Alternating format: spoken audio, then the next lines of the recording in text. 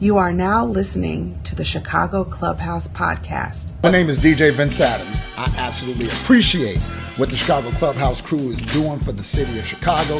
Hey, young world, what's good? It's your boy Bernard Varian, a.k.a. B Twice. What up? This is Rasheed Davis, former Chicago Bear wide receiver. Hey, my name is Lemuel Stinson, a.k.a. Lemonade, formerly of the Chicago Bears. What's up? My name is C.J. Watson, former Bulls guard and bench farm creator. This is two-time six-man all-star baller Ricky Deuces Pierce. What's up, people? This is Chicago radio legend Rick Party, the voice you hear everywhere. My name is Pee-wee from the movie House Party. This is Megan Martinez from the Good and Funny podcast. Hey, this is Bubba Ball from the Shits podcast. Hey, this is Nika from One Shot Wellness, Reverend from the ATL, dropping some drips on that Chi-Town Clubhouse podcast. This is Sherry, and you're rocking with the Chicago Clubhouse Podcast. You are now rocking with the Chicago Clubhouse Podcast. You're now rocking with Chicago Clubhouse Podcast. And you're rocking with the Chicago Clubhouse Podcast. And you're rocking with the Chicago Clubhouse Podcast. Where they think they know everything. Where they think they know everything. Where they think they know everything. Where they think they know everything. Where they think they know everything. But they don't know shit. But they don't know shit. But they don't know shit. But they really don't know shit. But they really don't know shit. But they really don't know shit. But honestly, they don't know shit. And I smell something. I smell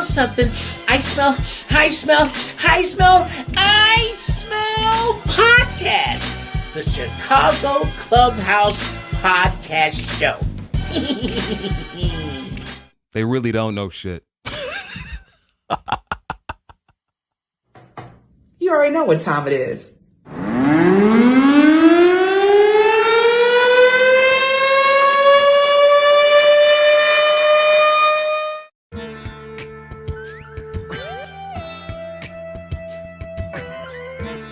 You see this Eddie Jackson jersey right here? Take this. This dude literally just took my soul. So I didn't like playing with Brett Favre at all.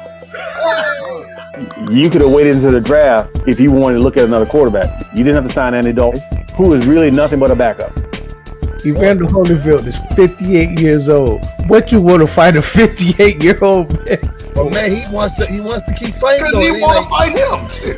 Okay, it's an exhibition. But yeah, it's an exhibition because, you know. This ain't Drago and Apollo Creed, man. Ain't nobody about to. Man, Martin and Tommie Harris was an exhibition. You saw what happened to Martin. This could hurt.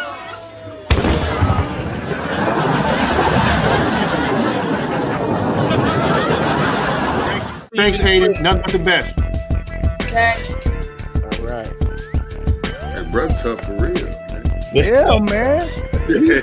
He like tougher than some grown folks I know, man. That as a coach, your job is to give your players the best opportunity to have success. Michael Jordan, when he came back at LeBron James' age, he was a straight up nothing.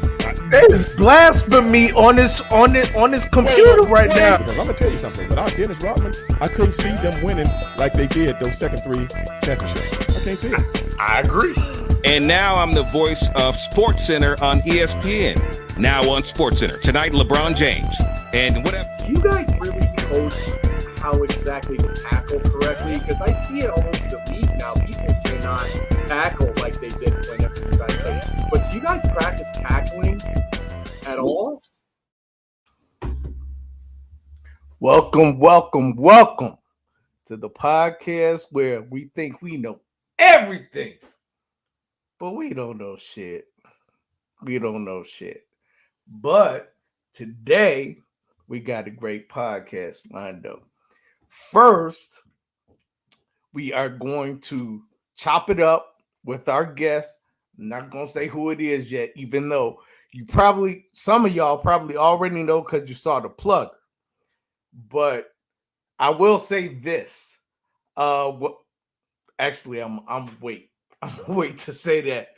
But first, let me introduce my all-star team as I always do. And I forgot my damn beer. That's how I usually kick it off. I got a drink this time. You see the pinky out. I got the Jack Daniels and I got the pinky out. So that means it should be a good drink. Usually the people that have the pinkies out, those are the child molesters. But I ain't no child molester. I ain't no child molester with a ring on my finger. But let me introduce my all-star team. So first up, my man, the Staten Man, JB.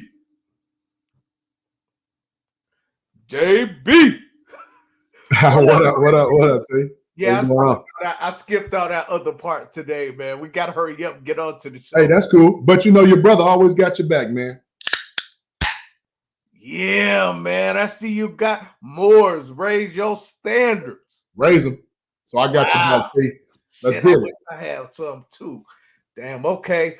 But next up, my man, X Factor. A to the motherfucking B. To the motherfucking B.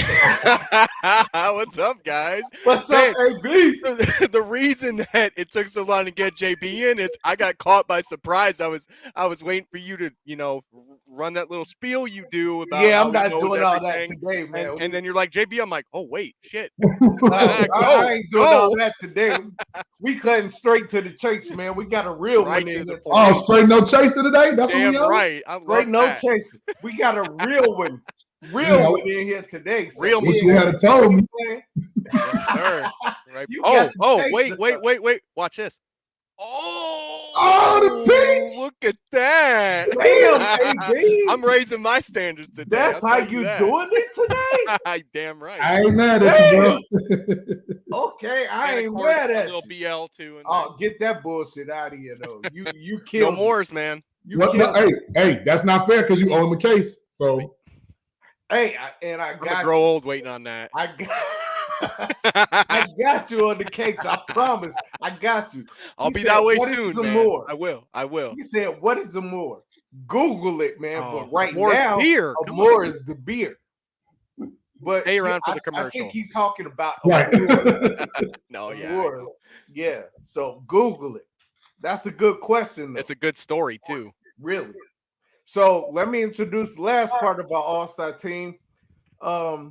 I introduced him for the first time last week, but you all get to know him because he's going to come with that fire high school sports every week. My man, Cal. I'm driving, y'all. I'm driving. Driving. You look like you in the construction zone, man. Yeah, man. I'm in the workroom. But hey, I'll tell you this. I will pick y'all up. Mark your calendars. February 5th, Bronny James, Sierra Canyon coming to town. On. Mark your calendars. I'll pick y'all up. Yep. TJ is getting those tickets. Okay. That's what's up. I like that. Hey, Cal, I don't know if you watch Dexter, man, but I hope that's not the vibe I'm getting. That's what I was thinking too. I wanted to say it so bad, but I was like, I don't want him to think I think. No, put it out there. No, right now, great show. Famous plug for season 2. Yeah, whatever it is, season 9. So we're gonna pick up with Cal a little later in the podcast, but we want to bring in our guest right now and dive right into it. So Cal, we're gonna holler at you later. Remember, Cal, use the saw, acid bath the parts. Okay, you got it. So as I was saying, we got a real one in here tonight. We do. My man, and let me say this that I was gonna say earlier. This is one of the kindest, nicest, most generous dudes I've ever met in my life. And I'll tell you this story real quick. He and I were hanging out, and there was a panhandler outside. Mm-hmm. So usually when you see a panhandler, you reach in a pocket, you give him $1, whatever. So that's what I did. I gave him $1. My man reached in his pocket, pulled out 100, and gave it to him. Oh, wow. Wow.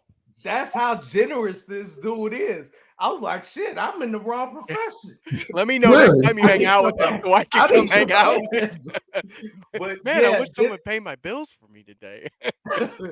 But yeah, this dude is the most generous, one of the smartest, wisest, talented dudes I've ever met in my life. And I'm so glad he's on the podcast with us today. My man, former defensive tackle for the Bears, Tommie Harris. The man. What's up, bro? What's happening? My man. What's going on, Tommy? I'm chilling, man. What you good in that cup? What you drinking on? I'm drinking a whole bunch of stuff. Hopefully it's good stuff. They got spirulina, chlorella, matcha, all the powders. It's unbelievable. Oh, all the good natural stuff. Yeah. Okay. Good for you. That's all good, man. Just finished a little workout. Okay, I feel you. Nice. So how you feeling, man? It's good to see you. Yeah. I'm feeling good, bro. I'm feeling relaxed. I'm chilling. I just got back from the gym, got my workout in, did a little reading. Man, I'm chilling. I cooked for the kids. I'm looking forward to knocking this out. I'm getting in the shower and I'm turning on the movie. That's a beautiful thing, man. You got it all planned out. You even got the movie planned out? Yeah. I'm finishing that James Bond movie. I didn't know. Oh, I haven't watched that yet. It's like 3 hours, ain't it? Yeah. I haven't watched I tried last night. I woke up halfway through, my legs folded. Like I'm gonna try to finish. Man, I see you got an Endure sweatshirt on, man. Oh yeah, that's that new gear. Oh, plug it. Tell us about it. Tell us about it. Talk about that. Endure is my new book that I got out. I had a copy out here, but yeah, it's my new book that I just got out, and just Endure is the Endure brand, the brand for endurers. Anybody that's going through anything, that's overcoming something that needs an encouraging word, never to quit, to always keep going, no matter what life throws at you. It's just an inspirational gift. So it's just a term of endearment when you see it. Endure. Yes, sir. So tell us about the book. The book Endure, it's called Endure Playing Through Life's Hardest Hits, where I use football I use football, the game of football, to talk about life lessons. And I just correlate it and use it to my understanding of how I see life the same way I played football. So just helping people get through mental health, overcoming depression, overcoming grief, ways to equip you with not giving up on yourself, having the imposter theory where it's hard for you to even be sick. Some people have a problem being successful. Like introverts, people think once you get $1 million, everybody are extroverts. Some people are so mad that they made this much money, they start hating that they're that famous, that rich, that. Oh, wow. It just talks about. I wish I could make that amount of money. No, you don't. Everybody say they wish until they do, and then. But I heard a saying say everybody wish they had. Everybody wants to find that out for themselves, and that's fair. You know what I mean? Everybody wants to find that out for themselves. But I've been there. I've seen it. Man, just rich and wealthiness come through how you carry yourself, bro. And by that way, no man can ever take it away from you, nor can a market set your value, bro. Oh, there you go. Wow. That was a nugget right there. Drop the mic. You're supposed to say that at the end, not the beginning. Jeez. Nah, man. I mean, he got a lot more to come because that was He got a lot more nuggets. Trust me, he got a lot more. So Tommie, let me ask you because a lot of us know you personally. We know your story and everything like that, man.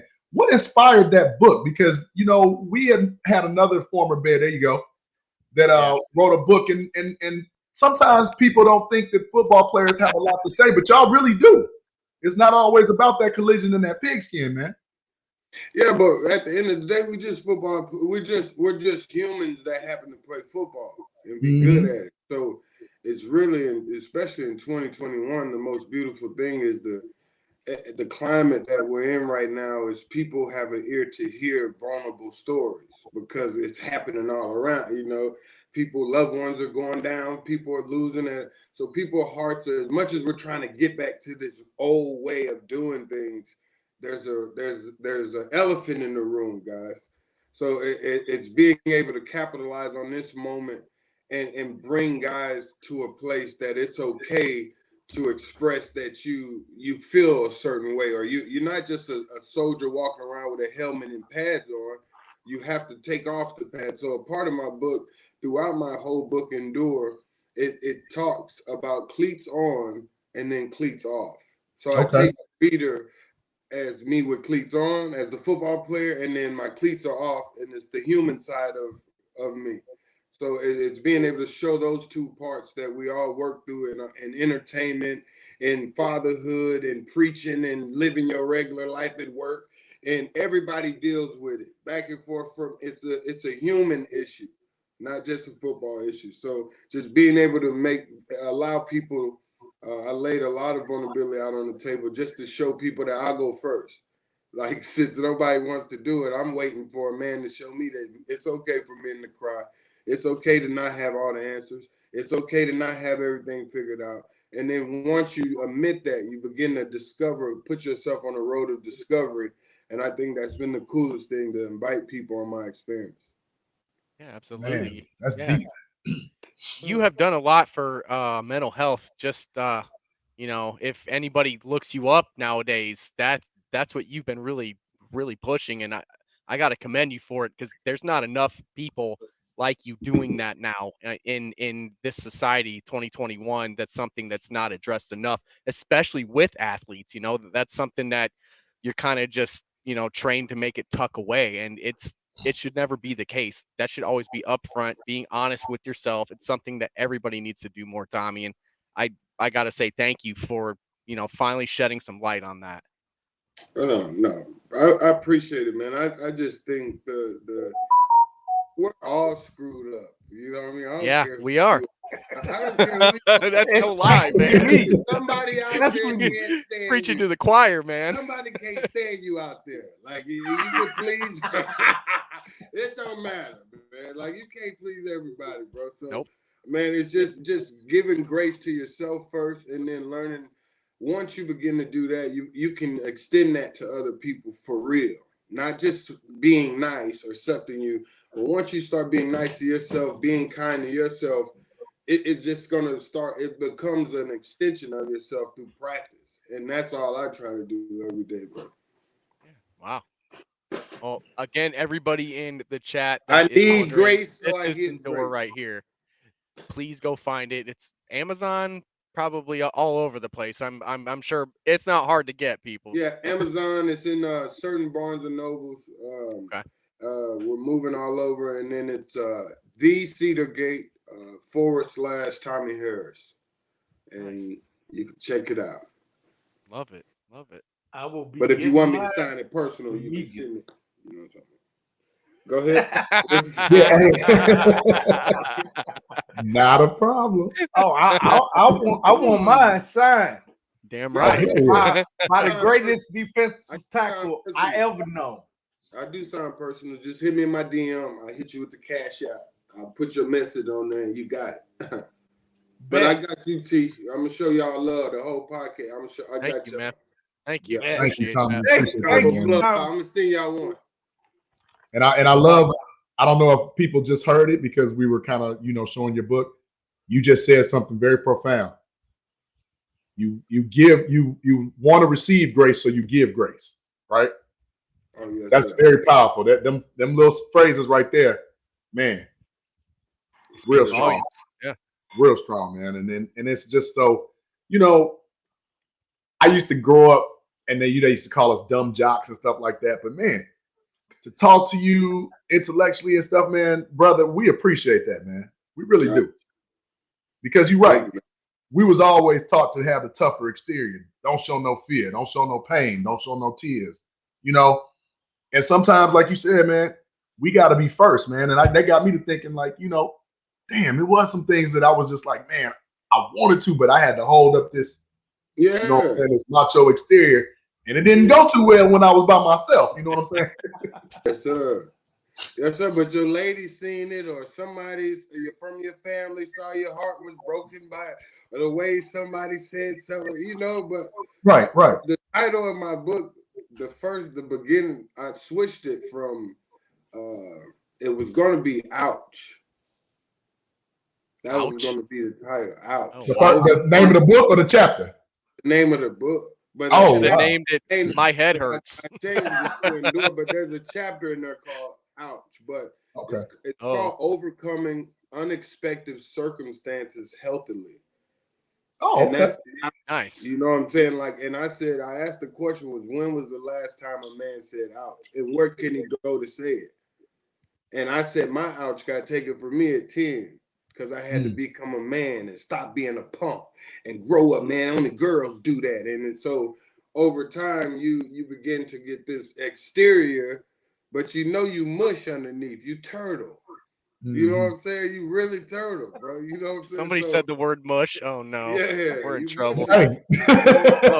We're about to lose Terrence, Tommy, because last week someone said mushy and he laughed for about 20 minutes about it. So that word mush, just don't worry. Steve Edwards called Steve was showing out last week, bro.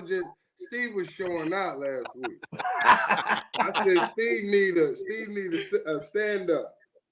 Don't he? Yeah, he does. He looked like what's that dude from Chicago, Corey? Wooten? Corey, what's the man that he be talking crazy on his? Corey Holcomb. Yeah, that's Corey Holcomb. Yeah. Oh, the comedian. Okay. He a funny dude. He a funny dude, man. You need to have him on your podcast. Oh yeah, I am. I am. I'm gonna get in contact with Corey probably tomorrow. Mm-hmm.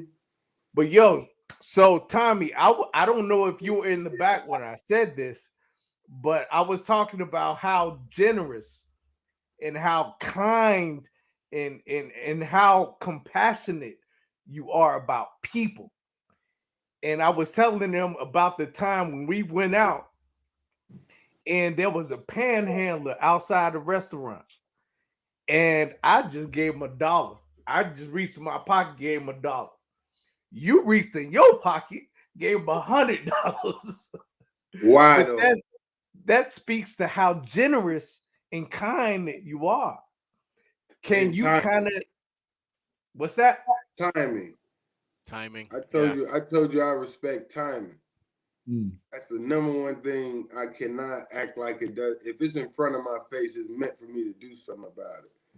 If it happens right now in front of me, and you think I'm gonna just stand here and watch somebody not eat, and I eat, and we just came out burping, right? $300 meal, and then what happened? Why did I give him that money though? I told you, I say, bro, I just got paid all this money from that autograph signing in cash. I had a whole bunch of Remember, I just came from the joint. I said, I would be lying. I got a whole, I got pockets full of hundreds in my, so that was my $1. I saw you hide your hundreds and put I didn't have no more hundreds. Because he went first. I said, man, I can't let this man say, here, man, that's all I got. I said, man, I just pulled out one and thank you, man. Take care of yourself. And it was cold, bro. It was freezing that night, bro. It was. Man, on no jet, like he just looked like, I hope that can make him just one day his night get better just a little bit. Something. I don't know. You came to the right person. I guess so. And that speaks a lot to your character because you thought about all of that. I didn't think I'm not a bad dude, but I didn't think about all that. You're not bad at all, bro. I just been through a lot, though.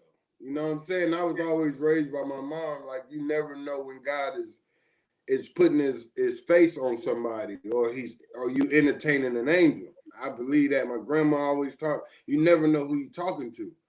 So you always respect everybody and who they say that, you know what I'm saying? Like, that man could have been someone special or something. You don't know, you never know who you're talking to. Absolutely. So it's true. Truth.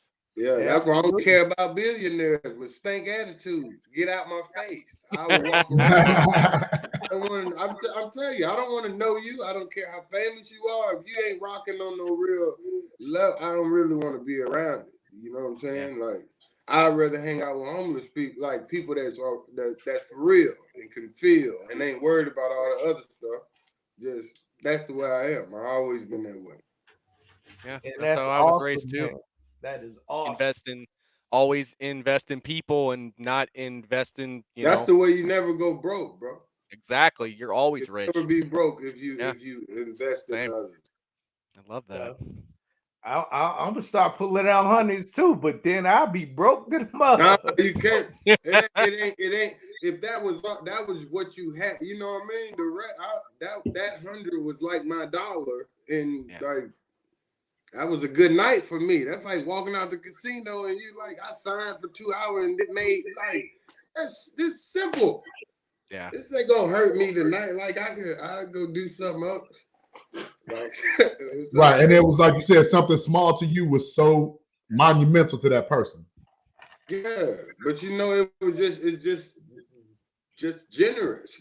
I believe if all of us did this in the world, like how we keep walking past homeless people and we keep missing the simple stuff. Yeah. We miss the little things, bro. It ain't, and if we can take care of one another piece by piece, everybody will have everything they need. I be watching restaurants just throw food out just after. I hate that. I'm like, there gotta be a way that you say, hey, from this time to this time, these people can come and grab this food, because like I don't know, we just aren't the smartest group of people, bro. And very wasteful. We act like we are. It's a shame. I actually went to a freaking KFC and they had 3 garbage bags full of chicken that they just threw out in the back, and I'm like, are you serious? Like, all of that? 3 garbage bags full of chicken breast, I mean, fresh stuff. It's mind-boggling, man. We can't sell it tomorrow, so yeah, right. Throw it away. Yeah, come on, man. Come on. That's terrible. You couldn't even get me started on that without oh man, that's a rabbit hole that I don't want to go down, because I'm gonna get mad at the government. That's all it is, man. This government just doesn't do it the way that they should for vets, homeless people, across the board, man. Across the board. I see y'all background looking good. My background look whack. I never see that. That's because we do this pro, man. Lady, it's not my office. I spend a lot of time trying to make this look decent, man. Yours look nice. Man, I look like Alan look like he's at Dickers. It does. Mm-hmm. No, sir. No, sir. And yours like a black. I don't know why. Is that a Blackhawks jersey? Blackhawks? Oh no. He's talking to JB. Yeah. JB. Oh no, that's my old ABA jersey when I used to play ball. My old warm-up suit. Yeah, I played overseas in a little bit, a couple of ABA teams. I did a little something. Nah, you did what you did, bro. You live life, man. I put it this way, I follow my dream. So I live with blinders on. I don't look at nobody unless he get in front of me. Respect. The rest, I ain't comparing my stuff to yours. I ain't you. I'm blacker than you. I'm darker. You would never be this dark. I would never look like you. Like, I'm cool with it. All right. You got to learn how to wear this thing. At one point in your life, you're gonna have to learn how to be comfortable in here. And a lot of folk ain't really comfortable in their own. Like this is. There's a saying by Sabrina Hudson, a famous writer from the 1700s, and it's just mind-boggling to see a woman writing at that time. But she says, I'm afraid to show you who I really am, because that's all I have and that's all I got, and you may not like it. And that's how most of us come around. Like, we're afraid to really, unless when you get it, when you at work, you one way. When you at home, your boss don't hear you talk like how you talk with your boys. That's true. Yeah, facts. I mean, we can all say that. Look, your tone might change. but that's grammar. But you got to understand. So it took me a while to understand that, and after retiring, because athletes and entertainers are themselves. True. But we get judged for it because we don't know how to. We don't turn it on and turn it off for anybody. Like, well, to a certain degree, y'all are always on, right? Well, yeah. Well, you unless you turn corporate. Gotcha. And then that's frowned upon by the athlete because he's fake. He ain't being himself. He ain't like that all the time. Like it's refreshing to know a guy is the way he is in the locker room, like on the game field, one of the most consistent people. Like I want to be like one day, but don't tell him. Anthony Adams, bro. Man. Oh, I love, hey, Spice. Spice is the man. Spice dude. is retarded 24/7, bro. Yeah, but he owns it, man. He does. Yeah, Spice is hilarious. I didn't mean to say it like that. I'm just saying, like, Spice is crazy 24 all the time. Good dude, good. Like, I'm talking about there never was a time to play. We could be getting blowed out by a team. I could get pancake on my back. Something can happen, and it didn't happen much, but Dub was going to always laugh at every moment I thought was serious, or I've never seen that dude take anything serious, bro. Ever. Ever. He's hilarious. We got to get him on the podcast. Yeah, I'll be watching his clips dying, man. Like, oh, Dub ain't been on here yet? No, not oh, yet. not yet. Not yet, man. He a little Hollywood. I say them boys blew up. I'm getting there. Yeah, we doing a little something, Give yourself some credit, huh? Where that lady at? Didn't you have a lady on there last time? She has her own podcast now. Yeah. Oh, so she got a pod on in the chat actually right here. She said what she said. I said hello. Yeah, shout out to Sherry. But yeah, man, but you know what? We are grateful to you because you were one of the first.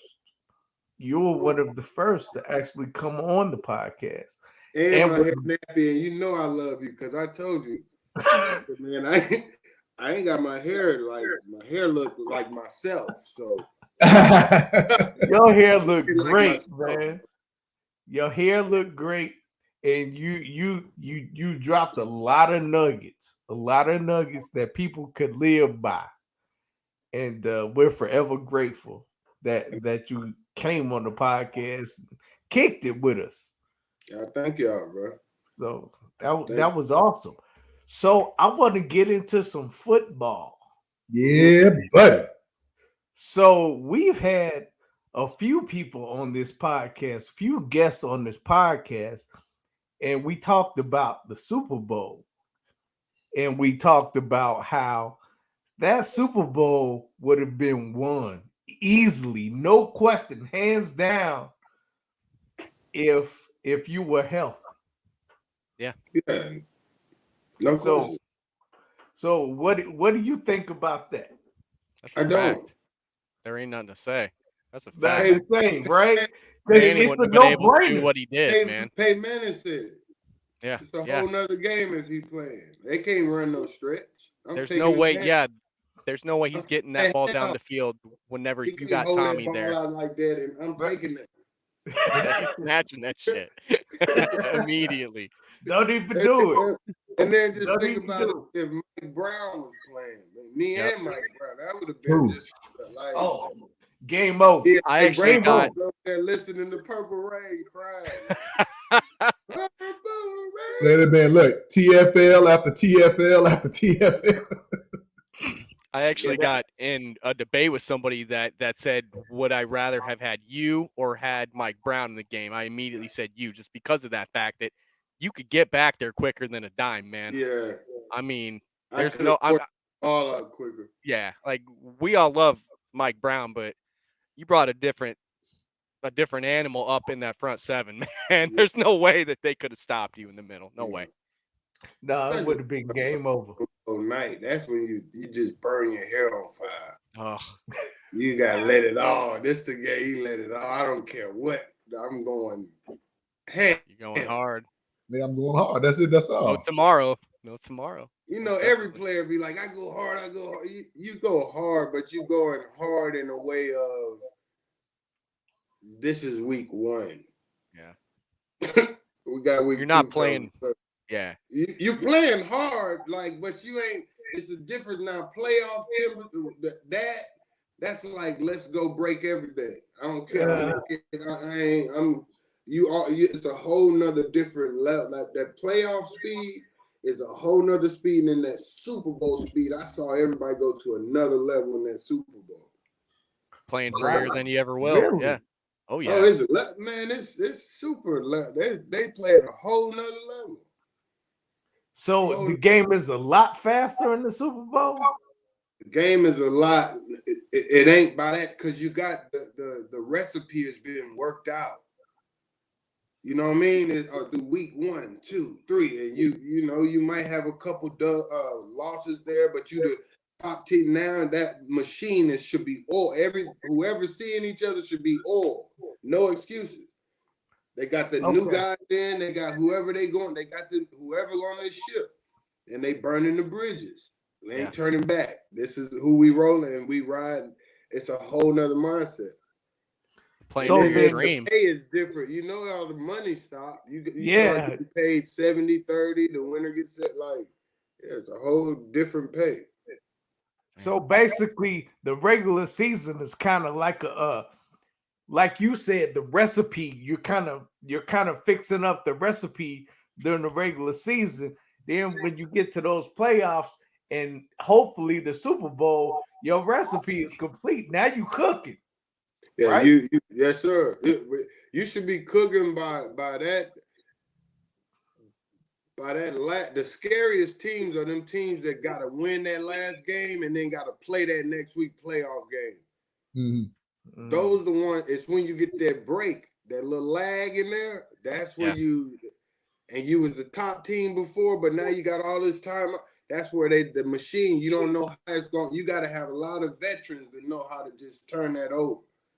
Them boys, because them boys coming who hot, who been running on. They coming. They've been in there. They ready. So yeah, their backs have been right against the wall for so long. I'm gonna call it this year. I feel like Dallas. A lot of people like Dallas. A lot of people like Green Bay too, coming out of the NFC this year. I'm not too happy about that. But I mean, Dallas got a good defense. Micah Parsons, it just looks different. They do, and Trevon Diggs. But check it out. Dallas runs into that Kansas City buzzsaw this Sunday. That's gonna tell a lot. Gonna tell a hell of a lot, because Dallas is gonna blow Kansas City out the water, brother. You feel the way that defense so? Plays? The way that defense plays, absolutely. For real defense, bro. Yes. They got they front seven, them front four definitely. Front four unbelievable. They well, remember, no DeMarcus Lawrence and no Randy Gregory. They're out. They've been balling without him. Well, Gregory just got hurt, so he's out now too. Oh, that's who been 94. Randy Gregory. Yeah. Okay, never mind.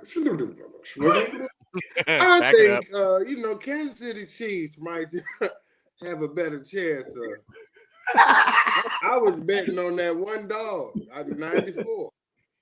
You put it up game for one guy and it was a defensive tackle. Well, hey, now hold on now. Man, we just said one guy can make a difference. I'm playing for the Rams. I don't want to watch it, and I'm going against him. Agreed. He's a different one guy. Certain guys are the different. That's the tempo. If that tempo, he sets the tempo. If you ain't got that guy in there, then good luck.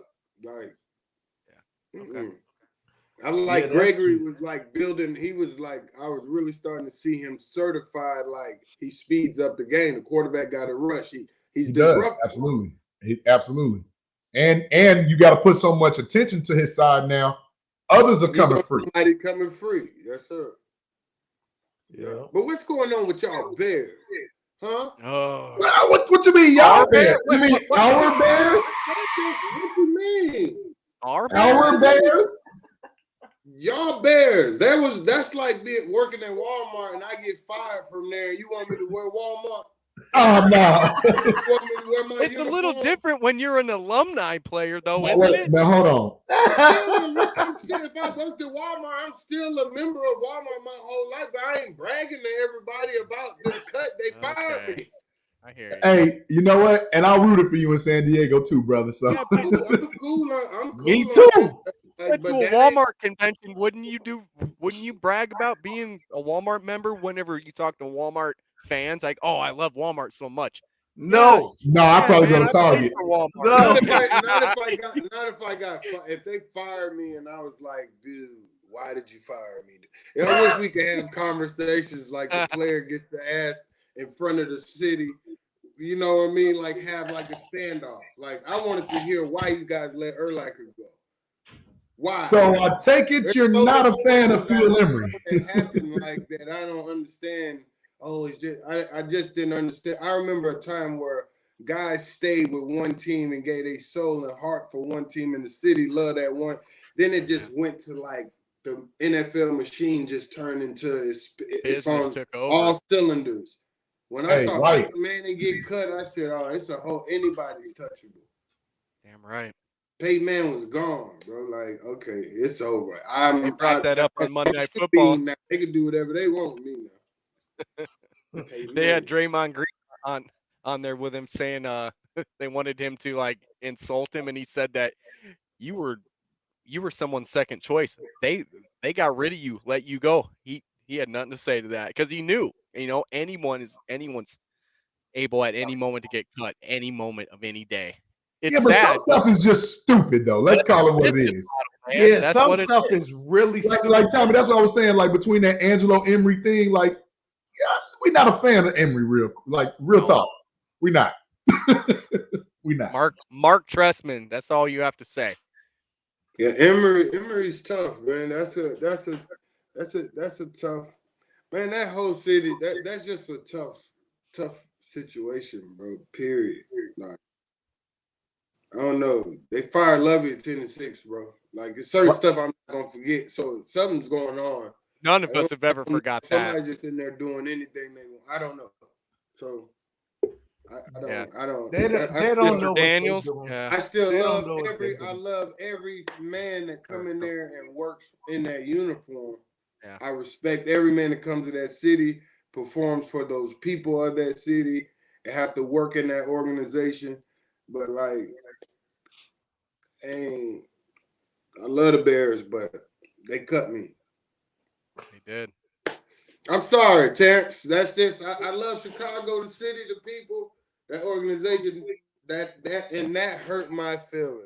How about that? That hurt your feelings. Hey, and I ain't mad at you. Look, I ain't mad at you. Yeah, you're okay to feel that way, man. Nah, that hurt my feelings. So yeah. I love that city. That's when I knew what my man. See, the fans look at one thing one way, but when I saw what they did to Von Miller and Von, like Von heart was really broke, bro. Von been a good man for that city, for that organization, and that is just the way. And people, that's just the way the business. But to the side of the guy that really fell in love with that city, those people, the neighborhoods he influenced, the children he met. Now you gotta. I know y'all don't want to hear this, but you made a lot of money, but I'm human. Right. So like I don't care about that. You're other allowed stuff. to feel scorned that way. Yeah, absolutely. you We're are. talking to the cameras. We're talking to different opinions. And you know what? I've always wondered that. Like everybody puts on a happy face, and they say great things about this other place they're going to after they get cut from this other team. You're working. But I'm always thinking, like, how do you really feel? You can't say that. Political. Are your feelings hurt when you finish? Or you might it's all political, man. But see, that's like when people say, "Give me my flowers while I'm living." Like, tell the truth while you living too. You know what I'm saying? If somebody's not doing what they're supposed to do, like, look, like I told you, between Jerry Angelo and Phil Emery, I don't give a damn about neither one of them because they don't know what they're doing. No, they didn't know what they were doing. I'm sorry, bro, and I'm not just me. I'm not just saying this because you on the show. You let Tommie Harris walk away. You don't never get rid of a Tommie Harris. Never. You don't do it. And yeah, that was like a big question for me. Like, what are they doing? He just got rid of us. Oh, Damn, where you go, Tommy? Yeah, I guess he got tired of us. He just got rid of us. He talking about not getting rid of stuff. Hey, look, I feel like I just got Angelo'd, man. My feelings are hurt. My feelings are hurt, Tommy. Love it. You just tell him to come back. I mean, he's not wrong though, because guys, we've been talking about this for as long as I've been here. The front office just does not know what they're doing time and time again. It's the same old song and dance every season. And when's it going to change? When are we going to get somebody up there that knows football, that knows how to treat their players right, that knows how to run a football organization correctly? Because we don't have it. So let's be real clear, guys. Hopefully, bear with us till Tommy come back, right? Vern, my man, what's going on, Vern? But Dennis McKinnon told us this is how that organization was way back when. So year after year, decade after decade, it's a trickle-down effect. This is what our beloved Bears upper management, that's what they do. That's what they do. You're right. It is. And it's not going to change. And they hurt these guys. These are human beings, men, grown men, not just robot football players. They just basically look at them as like stocks. Pretty much. Some are rising, some are falling. And we fall on that too, because we'll say, sometimes it's better to let a person go a year too early before a year too late or whatever. But we're talking about near the tail endish, not when somebody's coming off like their best season, back-to-back Pro Bowls, all pro, the most tackles for loss. Like you don't do that. What? He played here 7 seasons? I want to say 7 and then 1 in San Diego. So yeah. So 8 seasons total. But of those 7 seasons, he already shot to the top like this is the guy. Quick. I knew the day they drafted him, I got so excited. That's the guy I wanted them to draft that year. I got so excited. I watched him at Oklahoma. I watched his games. He was a game wrecker. He knows how to play football. He's a good person. I was ecstatic when they got him. Draft day, showing him the video, him slinging weights like it's paperweight, like it's nothing. The dude was special, man. He was. And his injuries, man, it bugs me every time I think about it. It's just how good he was and how good he could have even gotten even more better if it wasn't for those damn injuries, man. And that's the thing. So here we go again. Like when you have a person, they say what the best ability is always availability, right? He's back. We can ask him. He's back. He's back. So if I don't mind, if you don't mind, Tommy, I'm digging a little too deep. Just tell me to shut up. But we were talking about, unfortunately, you had some injuries, right? And you played through a multitude of injuries. But do you feel that at that time when they were switching, like, do you feel, and I know this is rhetorical because I know the answer, but do you feel that Bears brass gave up on you a little too quick? Bears what? The upper management, Bears, did they give up on you a little too quick, front office? Absolutely. Yeah, man. I just think I think I was once I started getting hurt. I never really trusted the training staff and different things in the organization, so I was very immature. You know what I mean? Once my trust was broken with certain people in the organization, I couldn't trust them. I turned into a little kid, man. And we were doing a lot of in-house fighting. And it made my job so uncomfortable. It was becoming so not fun to play hurt, to rehab all day, I was getting fined to get rehab. I was getting money taken if I wasn't on time for just little stuff you don't do to your main play. They were just wow. You get fined for rehabbing? If you don't go, if you miss the appointment, if you're late to the appointment. So it was but it was becoming like everything I did was they were trying to find any way to get the money back. Yeah. But see, that's crazy because you're missing rehab to go be at practice. Like that's crazy. No, I'm not missing. You can't if rehab early in the morning. Oh, early in the morning. Oh, okay. Early in the morning. So, or even the summertime stuff. Just a whole bunch of stuff. Like me and Tim Breen was the trainer there, and that guy we couldn't see eye to eye, bro. Like, period. But they're always gonna take their guy over you. That guy it's a business. You know what I'm saying? They That's always still crazy though. The guy man, that's gonna meet with them at the end of the day, he gets invited to the table. You don't. You're just a number. So that's how it works. Even being a cornerstone of that defense, you would think that they'd be taking your side a little bit on that, because you hear a lot of Thank you. Yes. when it's the players or the coach, a lot of times you hear that the coach goes. It wasn't more taking your side. It's no taking sides. It's he's damaged. He would never be the same thing we paid him to be. So now it becomes a monotonous game of how do we if he don't check this box, let's get you ain't gonna get that Tommie back no more. We know that. The fans don't know that yet. But we got all the X-rays and the MRIs, and we know how that injury I took to my hamstring did a lot. So wow. Yeah, man. So No, go ahead. No. You can go. I was gonna change it, but you had a question for it, so run it. So, Tommie, do you think that is like a practice of the Bears brass where they just treat players like that? That's the NFL.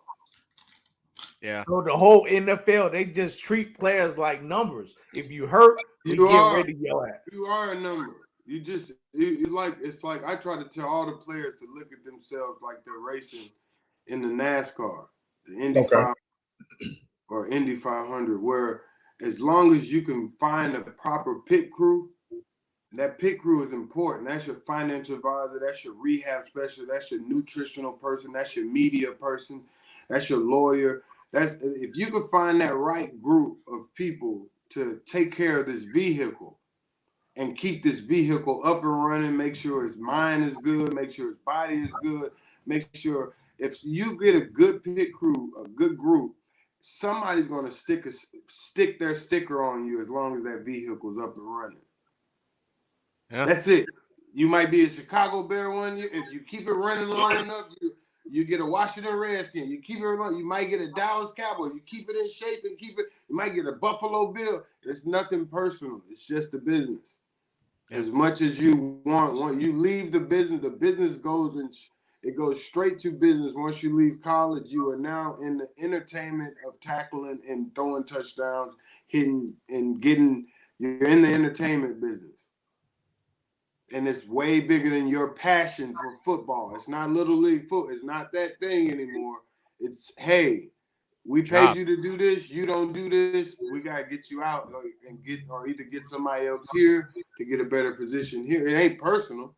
It's just the way the game works. We like your smile, but your smile ain't going to help us stop this 4th and 1, sir. So thank you. Tell your parents we said thanks for your service. See you later. So, I'm going to try to bear down, he said. So, I can't with you, man. See, that's the Squid Game right there. Yeah, you're damn right it is. Oh, boy. So, in your entire career, who was your favorite coach? Who was the guy that really molded you into the player that you ended up being on and off the field? Did you have one specific guy that you kind of reached towards? No, I'll say that. I mean, they all built together. They made something, but the coach I can say I most enjoyed learning from would be Rod Marinelli. I felt like I had if I was Mike Tyson and that was Customato. Like I felt like he was the sensei. When he walked in that room, brought the best out of you. He did.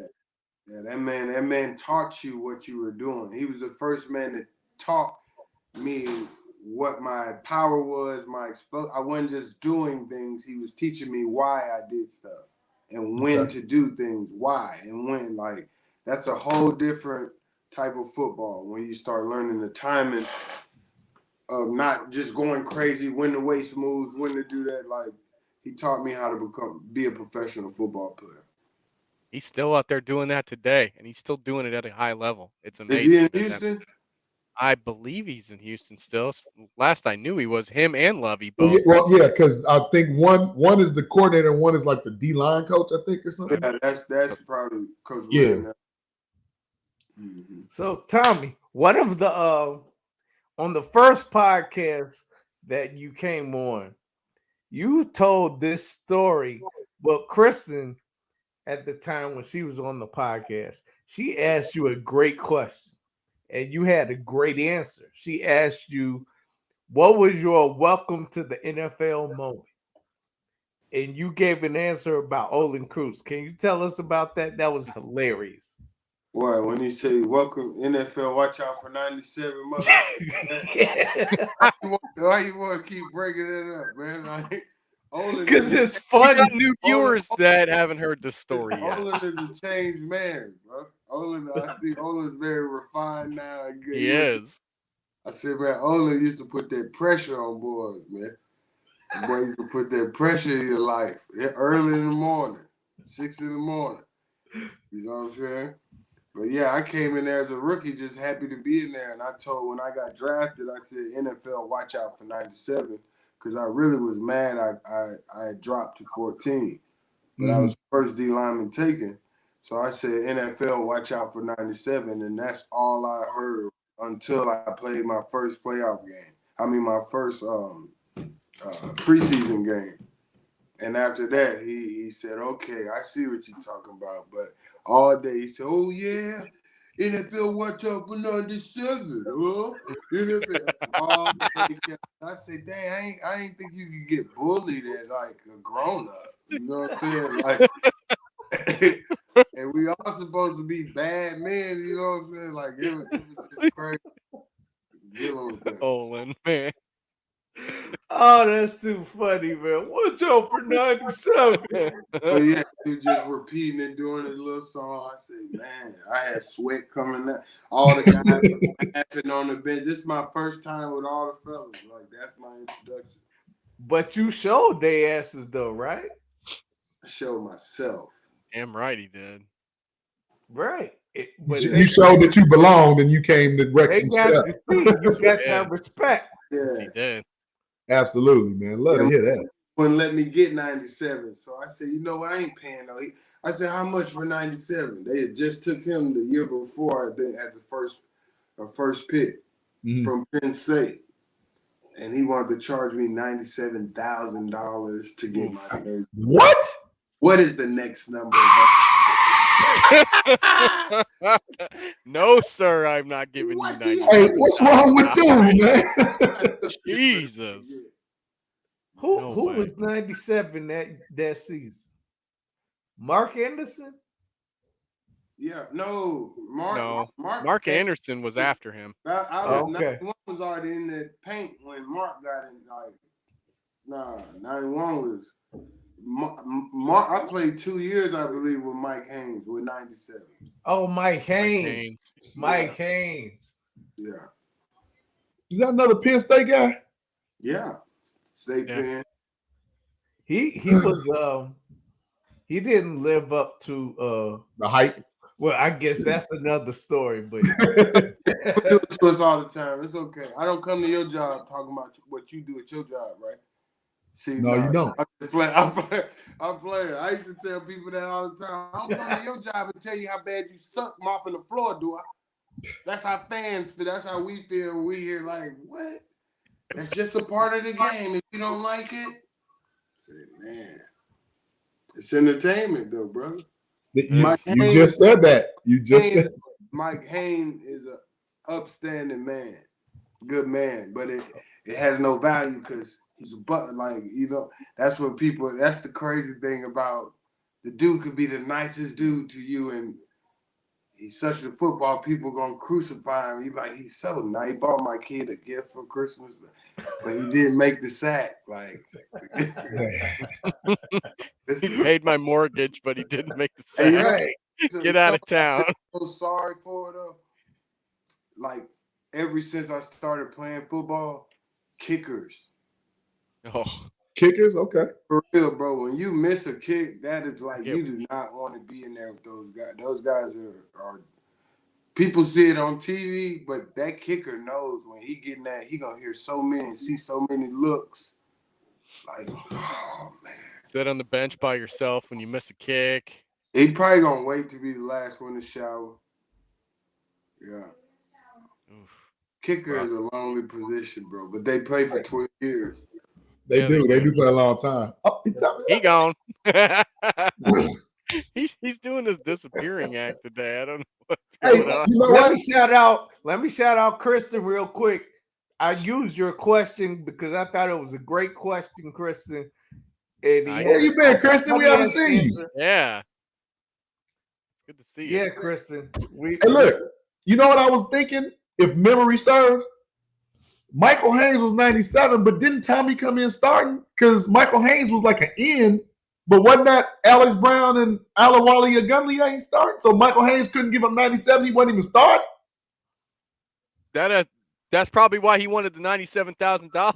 Because that makes me see that, man. I ain't starting. Tommie beat him because he knew Tommie's about to beat him out. So he's like, I gotta get paid. I gotta get something from this kid. Wanted to give him his number since he's taking his spot. I mean, because I just thought about that. I'm like, I remember when we got Michael Haynes, and I was like, he was like a DT/DN. Yeah, but I was like, when we got Tommie started as a rookie. Yeah, that's because Tommie was that good. And I already knew we had AB, and I knew we had Alawali because we had got him. I want to say maybe right after Izzy or something like that, or during some kind of stuff like that. But I was like, Joe Cornell, hey. But I was like, Joe. Memory serves, Tommie Harris started as a rookie. Yeah, absolutely. He was worth it too. He was worth it. He was a difference maker. Even as a rookie, he was good, man. He's just a different guy. There's nothing I can say. I wish Tommie get back so I think it's time for me to have our little segment that I promised you both that I was going to surprise you with tonight. But I need Tommie in here to do it. So he coming back. He coming back. Is he coming back? Okay. Well, I'll say this. We hope so. While we're waiting for Tommie, it could have been an internet thing, a batting thing, whatever. But while we're waiting for Tommie, commercial time. Let's pay some bills. Absolutely. That's never a bad idea. It isn't. Yeah, and I can go get mine. Go get it. Let's go.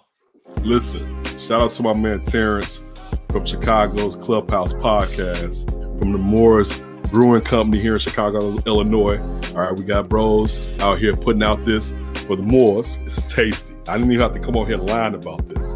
All right, this tastes like what I like when I drink a beer. I don't drink a beer often because I'm too big and I need to stay off of carbonated drinks. But this is the carbonated drink you need to open up and crack and take a sip. All right, if you want to come out of the dark ages, be educated. All right, get you some of this Moors brewed right here. It's definitely tasty. You can get it in Kimbark and High Park.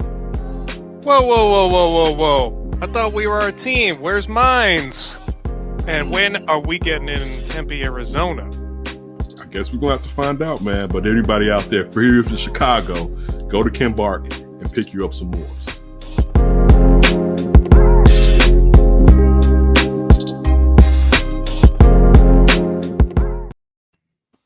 And we're back, and Terrence didn't make it back in time. JP, since you here, what do you think about this game coming up? Ooh, I know. This is one of those games where, I'm kind of seesawing this week. It's just one of those things where I'm like, I don't know how we play, but the Ravens seem beatable. Tommie's back. Hey. Hey. Bro, my phone, my service is acting up in here. No worries, man. No worries. As soon as Terrence gets back, we have a game that we wanted to play with you, but waiting on him as usual. Patiently waiting. But we were actually talking about this Bears-Ravens game coming up and what we thought about it. You got any thoughts on it? I hope they play hard, man. And I like how that young boy building up. So Same. I think Fields he's getting better and better each week. And then it's always good, like playing quarterbacks you admire or would like to be. You play at another level when you play against people you wanted to. When I played Warren Sapp, I always wanted to do something special. So I think Justin gonna show out this week because it's his field, it's his time. If he that guy, this the time to show him. Like you against the top quarterback. You know the camera's on. It's time to make your statement. So absolutely, I'm going for young Fields. Yeah. Same. Yeah, I think Justin Fields, I think he's that dude, but now it's his time. It's his time right now. Yeah, well, I say Fields need to get Fields some good linemen, bro. Yes. Yes. That's They something we talk want to about. protect their We talk investment. about every Put week. somebody around. Yes, we talk about that all the time. He takes some shots, man. I come out of retirement and try to play left out. Okay. You went up against Sam Mustipher today, you could still beat him, Tommy. Who is Sam? I wouldn't say. I ain't gonna He's their disrespect center. that man. Sam, I didn't say that, brother. He's their center. Keep moving hard. I'll say it. Hey, did you hear Sam with the keep hope alive? Sam Mustipher. Oklahoma versus Notre Dame. Oklahoma all day. Tommy just hit him with the keep hope alive, brother. You just keep on keeping on, Sam, okay? Don't worry about me. He was mushy. He was mushy. Right. Oh, God, Terrence is gone. So, dude, that was the funniest thing, Steve. Man, that was funny as hell. He said his body is mushy. Oh, hey, Tommy, before we get into this little segment, me and AB was just talking. We were like, wait a minute. Didn't Tommy start his rookie year? He was like, yeah. It wasn't the bookends like Adewale and AB? Yeah. That's why Michael Haynes wanted that $97,000 because he knew he was on his way out. He knew you were taking his job, so he said, I got to get something from the rook. I'm just going to take his money. Yeah. But I heard that was the thing. Like in the league, when you trade your number, it's 1,000 per whatever your number is. 1,000, whatever that number is. Really? Wow. Yeah. Wow. You'd be all right with the rules now then. But I think what Kobe paid somebody, didn't Kobe pay a guy a lot of money to get like that, or the dude just gave him his number? I think he just gave it to him. But Kobe never went to another team. That wasn't Kobe. No, Kobe switched from 8 to 24. To 24. Nah, it was some player that gave a dude paid him a lot to. But I thought it was the Lakers. Some guy that went to the Lakers. He paid the guy a lot of money to take. Now I think I remember this. One time Deion wanted 21 going to Baltimore, but I want to say Chris McAllister had it. He just gave him the Deion though, didn't he? No, he wanted to charge him, and then Deion ended up being 37. Like, man, I'm not paying that. I'm Deion Sanders. And Chris McAllister said, I'm Chris McAllister. But yeah, I know, but like 97,000? Sheesh. Deion Chris McAllister. Oh, yeah. Hey, brother, look. I ain't saying it was right. Oh, hey, Tommie Harris, Michael Haynes. What you want to say? Tommie Harris. I don't want to say nothing. Hey, Tommy, tell him, Tommy. Oklahoma. That's all I needed to say. As soon as I saw him coming in, I'm like, oh, it's done. We had a question in the chat, Tommy, for you. My man Bullets is back. Yeah. Thank God Bullets is back in town. We missed you, Bullets. Happy to see you. I guess we got to you on Saturday whenever we were talking about you, huh? That's why he's back. So who is the only player from 06, your second year, who's still playing? That's a pretty simple one. Who's the only player? The only player left in the NFL playing who played with you on the Bears in 06. That's an easy Who one. Who is it? They play for 20 years, don't they? Oh, it's kicker. Robbie Gold. Solid. There you go, Robert. Oh, I wasn't even thinking about the kicker. Yeah. O'Donnell actually is the only one that's left from the Phil Emery era. So he didn't play with Phil Emery started in 2011, 12? That's right, 12 or 11. Yeah. Yeah. I'd have to look, but yeah. But Okay, Robbie Gold's amazing, man. He's solid That's still. amazing. That's a good guy.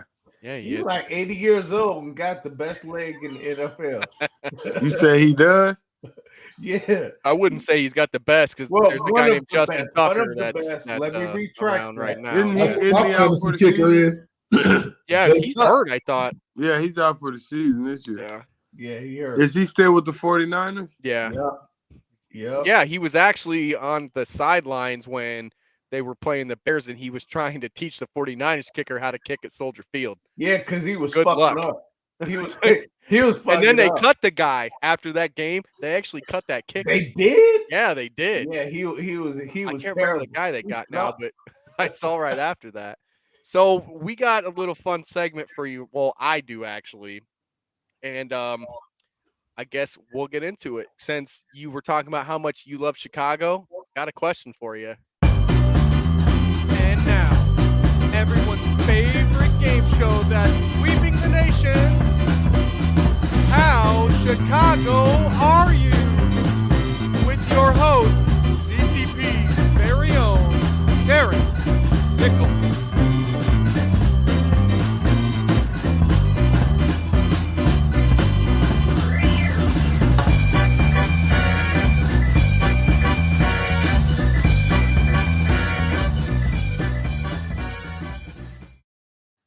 So this game show is not Damn, hosted by I was Terrence. feeling that.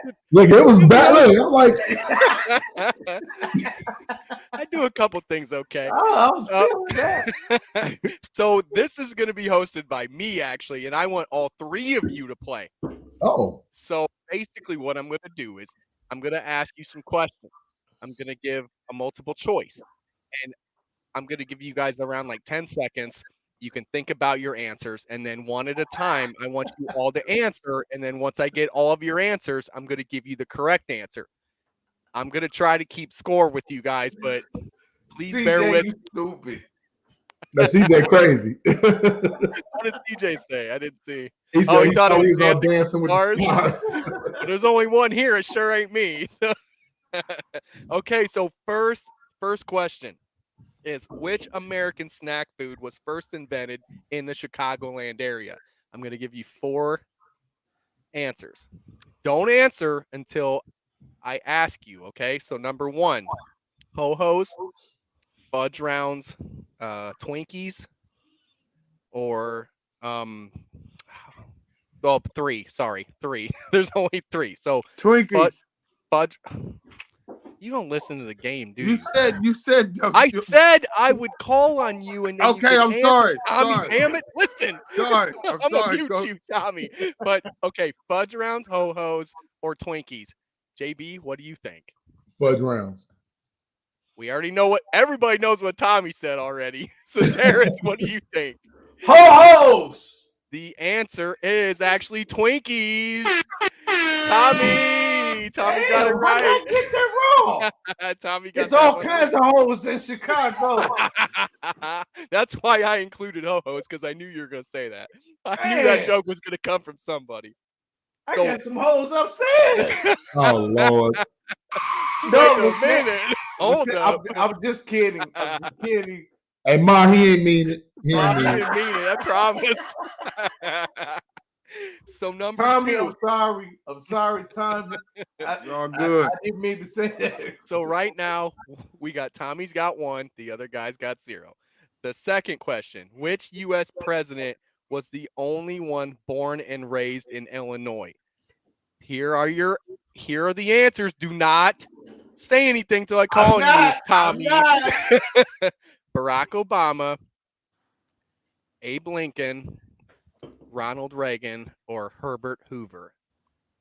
What do you think? JB, go first. Abraham Lincoln. What do you think, Terrence? Abe Lincoln. What do you think, Tommy? Herbert Hoover. Y'all wrong. Answer is Ronald Reagan. I knew you guys weren't going to get that. Wait, was born here? Y'all are wrong. Foul on all you. Foul. He was born in California. No, he was born in Illinois. I heard that on literally Chicago News this morning. They had a question on it. Oh, I wow. found it this morning. Yeah.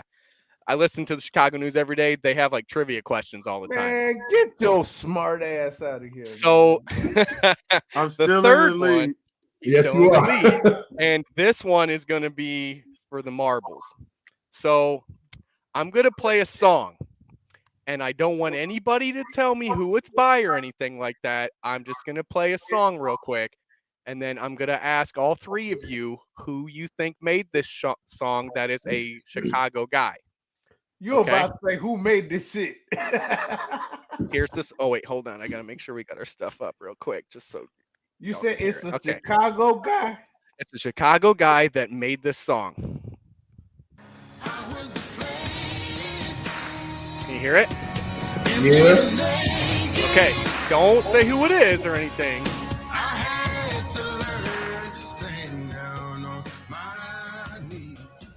That's not the Chicago guy. Okay, so that's not the Chicago. I'm gonna let you guy. go first, Terrence. Who do you think it is? That's a Texas guy. Wait, can we get a multiple I choice? knew I was gonna get you guys on this. Can we get a multiple choice? That's Tommie. Oh, what do you think, JB? Wait, I'm first? I thought that was Darius Rucker. That's what I was gonna say from Hootie and the Blowfish. Kind of sounds like him a little bit. It does. So, who do you think it is, I Terrence? was gonna say Darius I Rucker. think I'm gonna say not Chris the Chicago Stapleton. guy. I think it's Tommie. I would say Chris Stapleton. Tommie, you're gonna say Chris Stapleton? Really, Tommie? Tommie wins the game. It is Tommie Harris.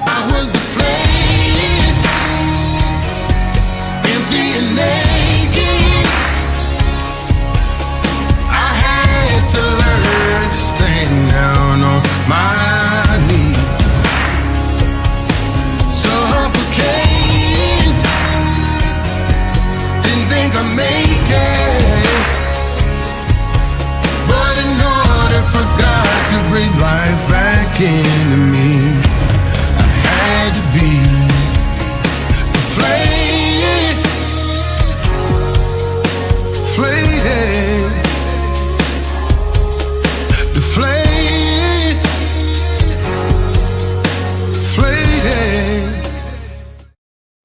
Tommie wins the game. Hey, when did you do that, bro? Well, I said that was Tommie. I know that song. Yeah, but Tommie had a point on you, so Tommie won. But when did you do that? I wasn't expecting anybody to pick that, honestly. I did that during COVID, right before COVID. I actually wanted to put Grand listened Canyon to. up there, but for some reason it wouldn't let me download the video for Grand Canyon, so I got you. I went with Deflated instead. Appreciate Grand Canyon is actually and I actually like Grand Yeah, Canyon. I'm gonna get the music remastered and mixed on Deflated. Yeah, because I think it could be clear. Man, that sounded good. Look, like you said, you threw me out. I'm thinking, man, that's Darius Rucker, right?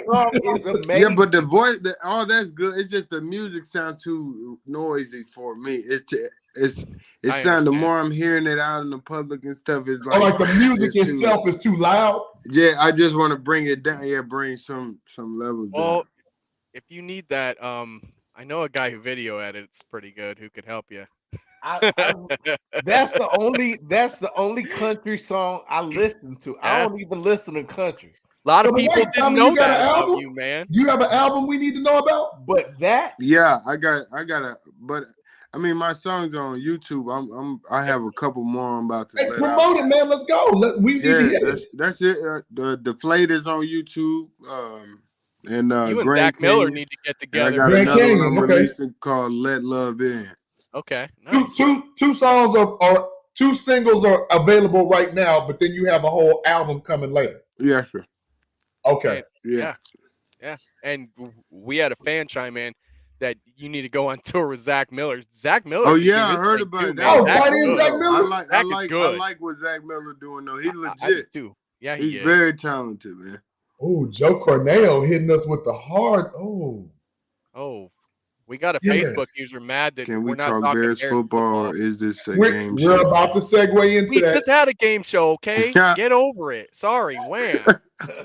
Hey, But time to get some shine, please. Yeah, like, Facebook no, user. something He's a else, person Facebook too. user. We You can can talk about definitely other go things to besides another Bears podcast. football. It's okay.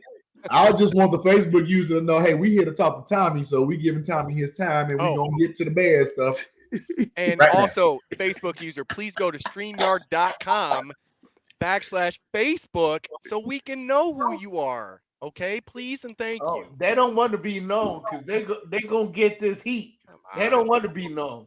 But we can get the Bears talk a little more. Yeah, we can. But Tommie, well done. You win.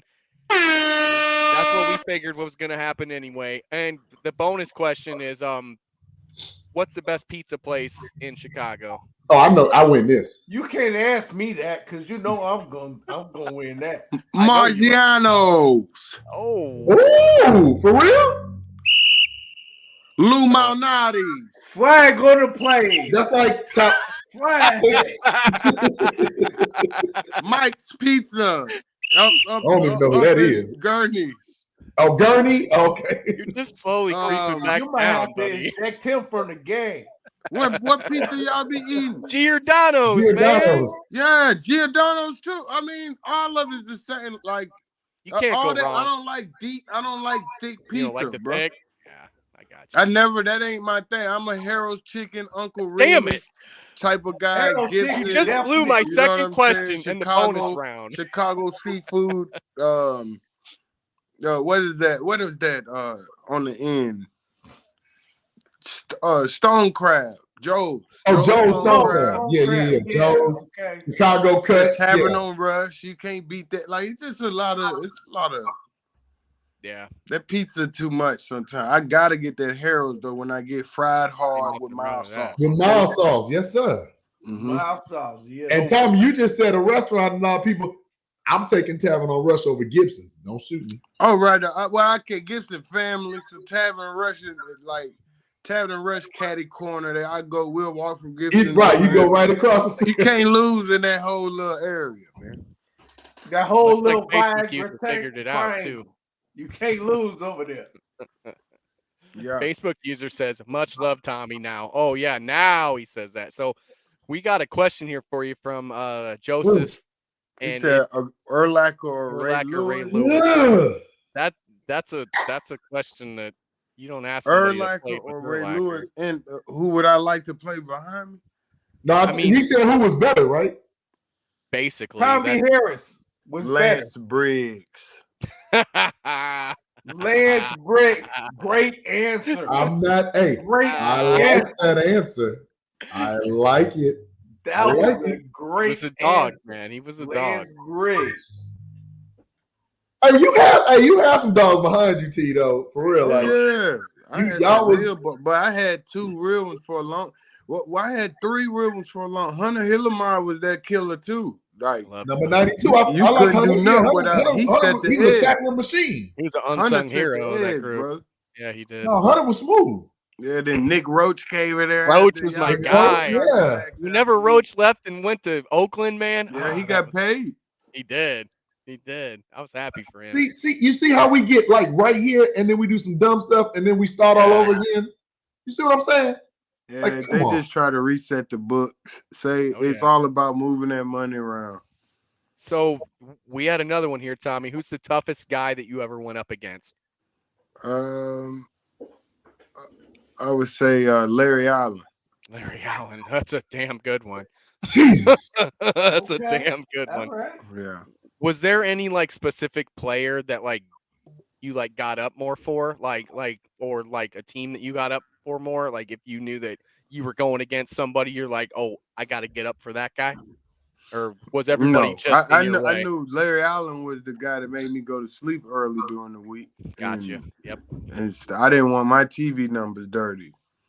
And that's when in y'all the was NFL, stunting and scheming and everything. In the NFL, the front numbers are smaller than the back number.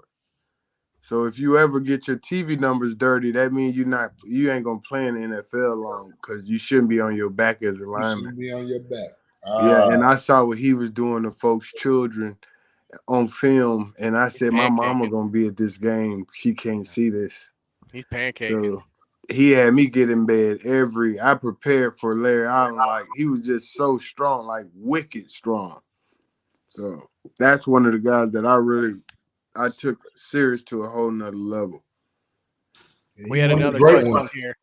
CJ our buddy CJ Scott, he asked who's the player that talked the most smack on the field.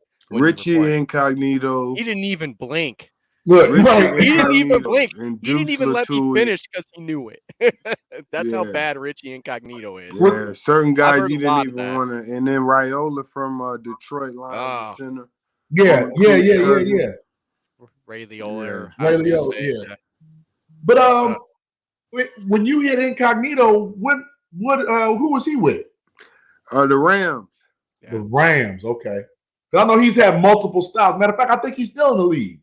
Yeah, he's. But I played Richie in Nebraska. I think he's college. Oh, so y'all go back to school, yeah.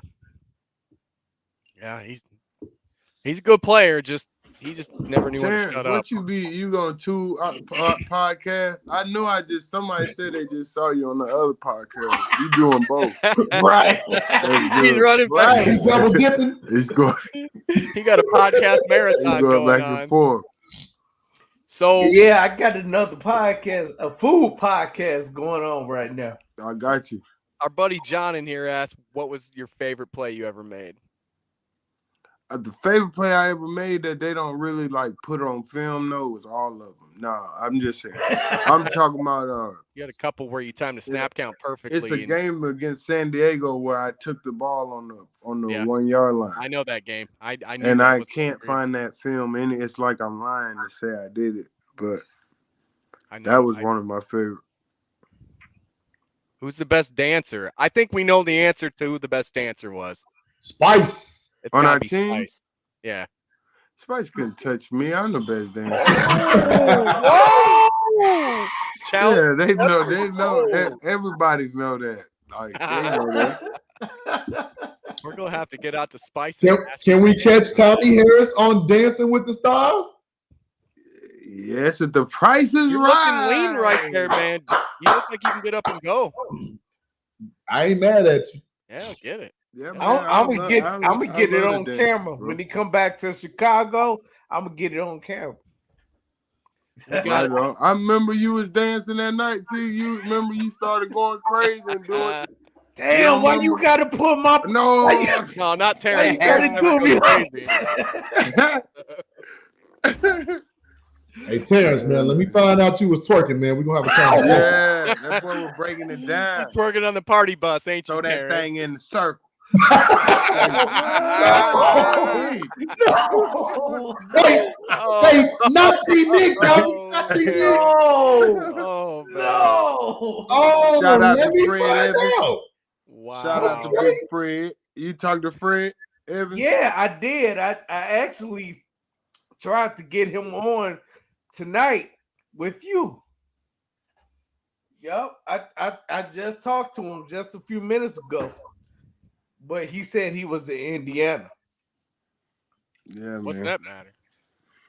Fred Evans, he went to Morgan Park High School, but he also played for the Minnesota Vikings. Yeah. So we built a relationship through Tommie.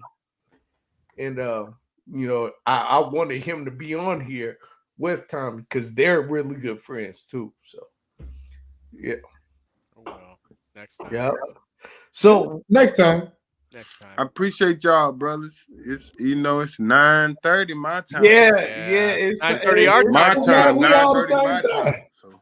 yeah, I got you, man. You got to put them kids to bed. Hey, Tommy, how my little big man doing? Ooh, that boy on his second game in 7th grade. He about 6'1", 220 something now. So last time we talked, he was 5'11", so he done grew 2 inches and gained another 10 pounds. And his feet done went up. I said I'm gonna have to put a whole ice box in his room. What size shoe he wearing now? 13, size that's 38 me. waist. He's me. I'm a 37, almost 38-year-old man. Yeah, man. I'm 6'2", 220 with a 13 shoe. It's exactly my height. God. That's crazy. So what you got him playing right now? That's crazy. Power forward. Damn My right. man. My man, he gonna get a little bit of that tight end love, I hope. Not no time soon. Not till 9th grade. Yeah, he's 7th grade, so wait till he play freshman, right? flag and all that. The baby's too precious to have their head played with right now. You right, He gonna you right. learn and play basketball, get in shape, and then give his body over to football to be Get that agility hit going in a man's game that they let kids play. Yeah, you said he gonna that be like last a man time. about time he play that game. Like that ain't no kids. He a man now. Shoot, look at yeah, that. but he's still a baby. I can't put no weight. He's 12, I can't right? put no weights 13? on him yet. I can't. That's what I'm saying. He only 12 or 13, right? He only 12 or 13, right? He just turned 13. Right. So, man, woo! You got you one, T. Wow. But he's smart though, cuz that's what I got him. I want him to be in debate. I want him to be a debater. Yeah, great debate. Lawyer. Don't jump on somebody. Come debate about it. I hear that. I love it. I heard a man say, I only debate with my equals. All of the others I teach. I say that's the coldest line I ever heard. Yes. Yeah, hey. Who said that? I said, that boy, that's cold. Who said Dr. John Henry Clark. Henry Clark. Henry Clark. Yeah. Oh, okay. I got to look that up. That's dope. Okay. Well, tell him we looking for him because I heard Kendrick Perkins' son over there. He talking big shit with him, but I'm like, nah, I know Tommie's son. Like, let's get it. But Kendrick's son probably gonna be more skill savvy right now because he been around him. My son know more football. Like my son is a football player. Eat, breathe, die. He love running the stuff. He ready for football. I'm not letting him. So I'm trying to force him to be a basketball player, but he nice. You know what I'm saying? But he don't really want to do it. But he still get that put up guaranteed 18, money in basketball. 19, like they put up 12 his first game, 18 Nice. second. Wow. You know, he gonna be. I mean, right. he got it. He got it. Yeah, he can do all things.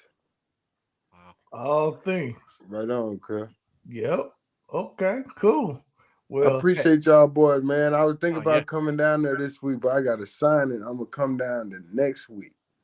Yeah, come on. So we'll do dinner. Let's We'll do Be dinner. there. Oh, You where we already going? know. Maggiano's? If you want, it don't matter. Whatever you We want ain't to going to do. Giordano's. Hey, wait, look, that's the second time you done brought Maggiano's up, man. What's up? I like Mastro's. Hey, Oh, Mastro's no, that's fine. You ain't gonna stay Hey, all which the one way. that used to give Derrick Rose pizza all the time? Giordano's? Oh, I don't know. I don't know about that. Yeah, one. they used to be Giordano's. like, you go in there, they'd be like, this is the pizza of Derrick Rose. Oh, wow. I think that was Giordano's. I believe. You gotta look that up, T, because I'm not for sure. If I don't know it, I ain't gonna speak on it. Yeah, Hey, same. Tommy, you ain't staying all the way out in Oak Brook this time. Are you? No, I'm gonna be downtown. Oh man, dude, you already know I'm staying at the Trump Towers. the Trump I Towers. said the Trump Towers. Tump, T-U-M-P.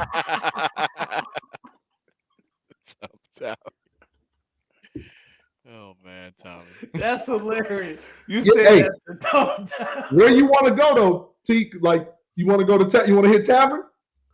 We gonna have a good time. I'm gonna let them know when I come. I'm gonna make sure we all go somewhere. Hey, trust me, I can't wait. What Barnes Scott say? Can't wait. Yeah, because y'all got to see how that boy Terrence was doing. Watch me, Will. Watch me, Nay. When that song came on, I said that boy turned. Watch me. Why he got excited when they said watch me going. I said, okay, man. No. The boy got to see that boy, man. Yeah, man. I appreciate y'all, boy. Oh man, Can't wait. And everybody, can we put that book back up, please? Let's get refocused because I want my copy. Damn right. I'll go on and buy it, and then I'll ship it to you, Tommy. That's Endure, y'all. Check Get it out. that Playing book. Life's Hardest Hit.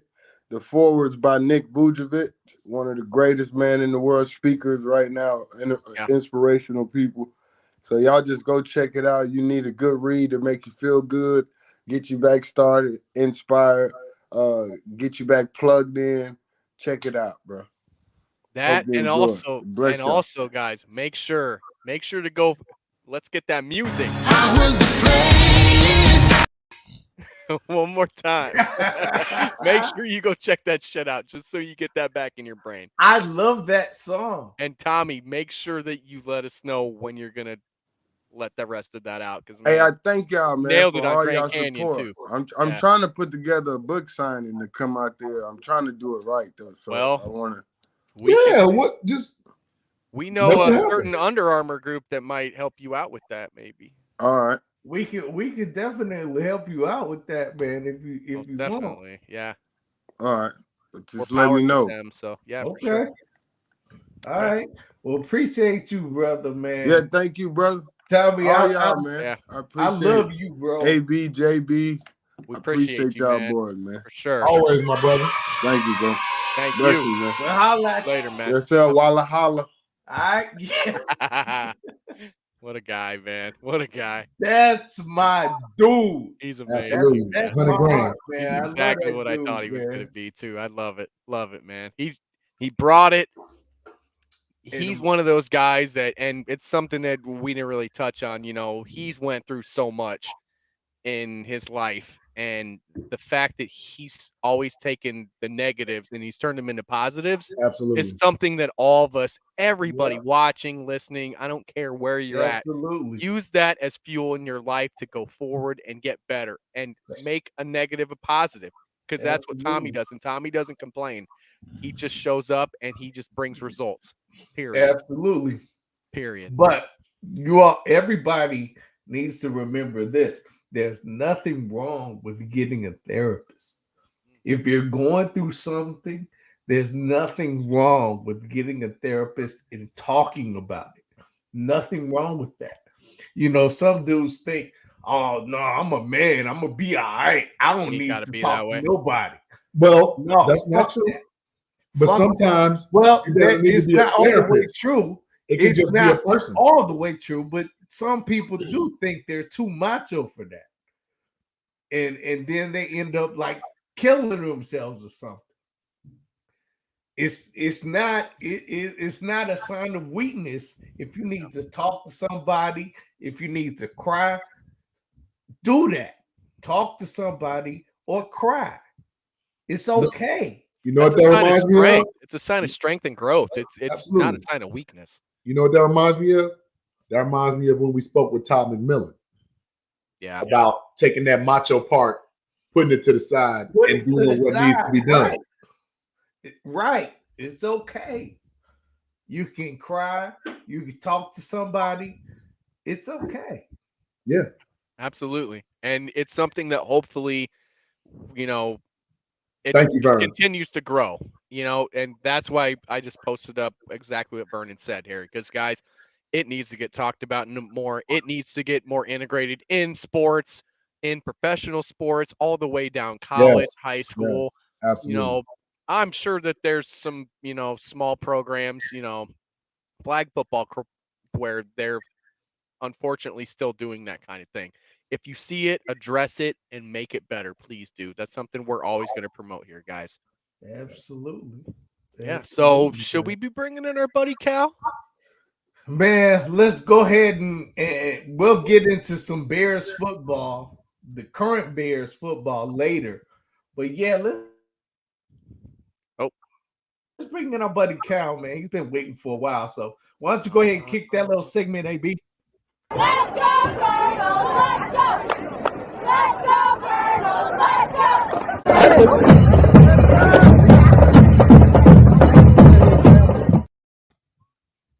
And hang on, I keep forgetting that thing's that quick.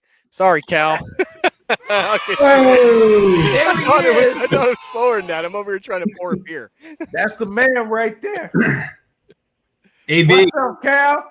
AB, great call. Let's get that dude in the store immediately. I'll be the first one to line up.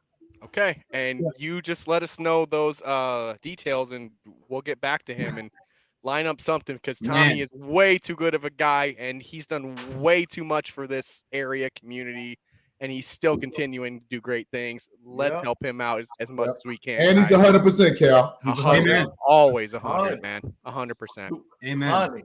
So I have a couple things I got to ask you, Cal. Okay. So do you want to start with basketball or do you want to start with football? No, I want to start with football because my head's still like spinning with everything in the football space. I got a little bit of basketball, but I want to give it the respect to the football space until we're done. We're down to the Final Four, so we got this weekend, state championship time, and then we can hoop. Okay. Yeah. So what about those? What about those Kankakee K's? You What wanna start about with them? the Yeah, How they man. doing? How We they can start doing? start with the K's in 5A. If you had an over ticket, cash the over ticket. What was the score of that? It was hot. It was like 98-99. Like crazy game. It was up there. It was like a 6-point game. For an over-under? Yeah, well, it was a high scoring game. It was I like don't have it pulled 40 up. something to 52, I think. Or Oh, something. God. In a high They school won by game? 6. Yeah. Yeah. And like, so they were down and they scored a touchdown with like a minute left. And they got the ball back and they got an interception with like less than a minute left. The K's won the game. That's all that really matters to me. I'll tell you this about the K's. Like, there's a lot of good ADs in Chicagoland. Ronnie over there, he's the man. He is the man. Like, he's got the Under Armour logo on his court. Like, for basketball, he doesn't mess around.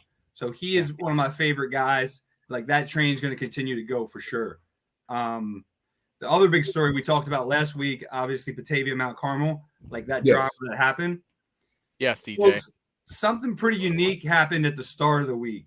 So Mount Carmel went and they played Brother Rice, right? 2 blue bloods. They played 64 times in their history. Okay, this is the first time they've played this deep though. So both communities put out like an open letter, AD, principal, president, and pretty much it said, if you're in the parking lot getting fucked up, don't come into the game, because I guess that's what happened the previous week, which is crazy. And that was an awesome game as well too. That was kind of back and forth. I want to give you a game ball if I can, if that's okay for the week. Always. Cool. The kid I want to talk about is Jack Lausch. This kid, 253 yards, 4 touchdowns. The kid has over 1,000 yards on the season, 21 touchdowns. Crazy, right? He can play. So that's my game ball of the week. That was probably the most lopsided game, 41-28, but that got out of hand late. It was tied late. They had an interception, got the ball back, scored again. So really good game. My favorite game of the week was Phillips, Richmond Burton. I know both those programs pretty intimately. Phillips, the last CPS school left, right? 27-26. Phillips is interesting to me because Troy McAllister is such a good man and such a good coach, and he left this year. He went to Sandburg, but he's been like putting out, like, they had the kid who went to Alabama who was on the national championship. Jaleel Billingsley.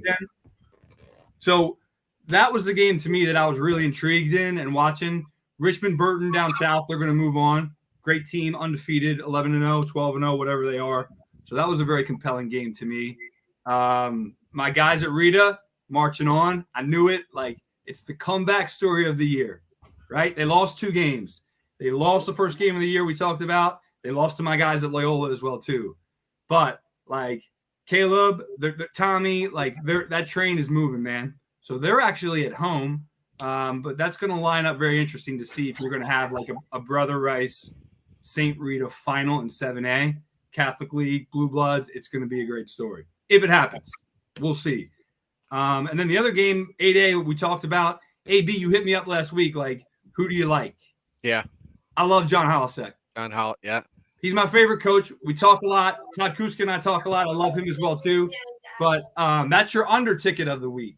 3-0 win, right? Crappy, cold weather. That was a big boy game. That was big boy defensive games.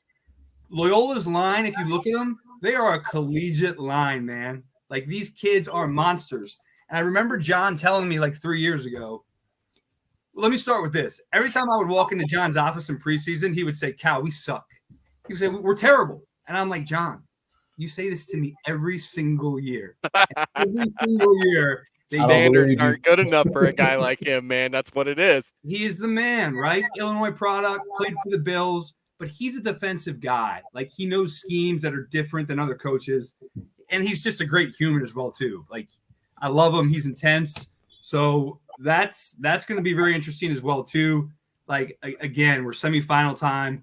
The lights are bright. I will for sure be in DeKalb the Saturday after Thanksgiving for 5A, 6A, 7A, 4A as well. Sorry. I probably won't be there the Friday because I'm in Baltimore doing some family stuff. But I'm going to fly in and make sure I'm at those games. Nice. AB, can Yes. we have a gentleman's bet? And I'll throw it out to all three of y'all. Okay. You guys know where I'm from, right? Be more. My first love. Oh, you want to go? Oh, you want to do this, huh? My first love is playing my mistress, right? But I'll swallow. Oh man, I didn't think you were gonna go there, man. I'm glad. You know what? I'm glad he did. Actually, I'm glad he did. Go ahead, Cal. Okay. I'll swallow the Cal, 6. swing it. I'll swallow the 6. I'll tell you what. I'll give you all 7. I'll take the 7. So You'll take the 7? I'll give you an extra point. The line's 6 right now. We'll see if it moves. It might move. You know, it's probably gonna go down to 5. It's gonna move. It's probably gonna move. But I'll take whatever it is. That's the lock of the year for me because John Harbaugh off a loss in Miami, which they shouldn't have lost. No fucking way. No way. I can understand where you're coming from. Like that's one of the reasons why I'm like seesawing that game, man. It's a tough game, but the Ravens look beatable at certain times. You know, Yes. The Lions. Yes, Lions should have beat them. I'll make that bet. I mean, well, I'm okay with that bet. I'm good with it, except Lamar's he gonna be pissed. He's gonna be but off a bye week, they got to watch the Ravens. They got to watch what they don't do well. They can game plan for it a little more. Yeah. At home. I don't think it matters. Doesn't matter. I don't But know. it's going to be a blowout in my opinion. But like long term, I look at Justin like I look at Lamar. Like I same. love it, man. He's going to be so he'll learn from it, whatever it is. And AB they may win, so we can put a bottle of Crown, whatever you want, we can put it down. Okay. You guys let me know. I'm okay with that. You good with that? +7? Absolutely. Well, yeah, take it. He said he's gonna give it 7. Yeah, I'll give you You're an giving me +7. Crown. Absolutely. Oh Whatever you yeah. want. Sign me up for that shit. Done. Crown Peach. Sign me up. Done. This right here. All right, it's Do on the that. record. I think And I might then need to, what did I miss here? I need a little step. One more kid I want to talk about real quick. In 6A, if I'm not mistaken, or am I losing my mind? See, yeah, 6A. Yeah. The kid from Crete Monee, this kid is filthy. Quarterback, number 7, I forget his name. They're playing East St. Louis, which is always another big, a big blood program. This kid's filthy. So watch that kid. That's going to be a good one as well, too. That's Saturday or that's Friday night, Cal? That is that is 11:20, 1 p.m. So Saturday, 1 p.m. Saturday, okay. Yep, they are underway. And then the other big story of the week was signing day in hoops, right? So we'll talk a little bit about hoops real quick. I'm obviously very familiar with the AAU circuit, right? And like Mike Mullins, Illinois Wolves, they won that circuit this year in Indianapolis, which is a huge story, like for Illinois to win it. They beat the team from California. And Illinois is always it's always Mean Streets and Wolves. And or Mean Streets, or it used to be Mac Irvin Fire too. Correct. Yes. Well, that's a Nike circuit and an Under Armour circuit. Yes. But I was so proud when the Wolves won it because I think Mike's tremendous. But actually, JB, I got a stat for you right now. I'm gonna test you if I may. If that's okay. Absolutely, always. Cool. So in Illinois, for the first time in 7 years, there's 2 kids who have signed with Blue Bloods. The kid, Jaden Shutt, is tremendous from Yorkville. He is signed with Duke. Okay. Okay. Yep. And then there is the kid who signed both on the AU.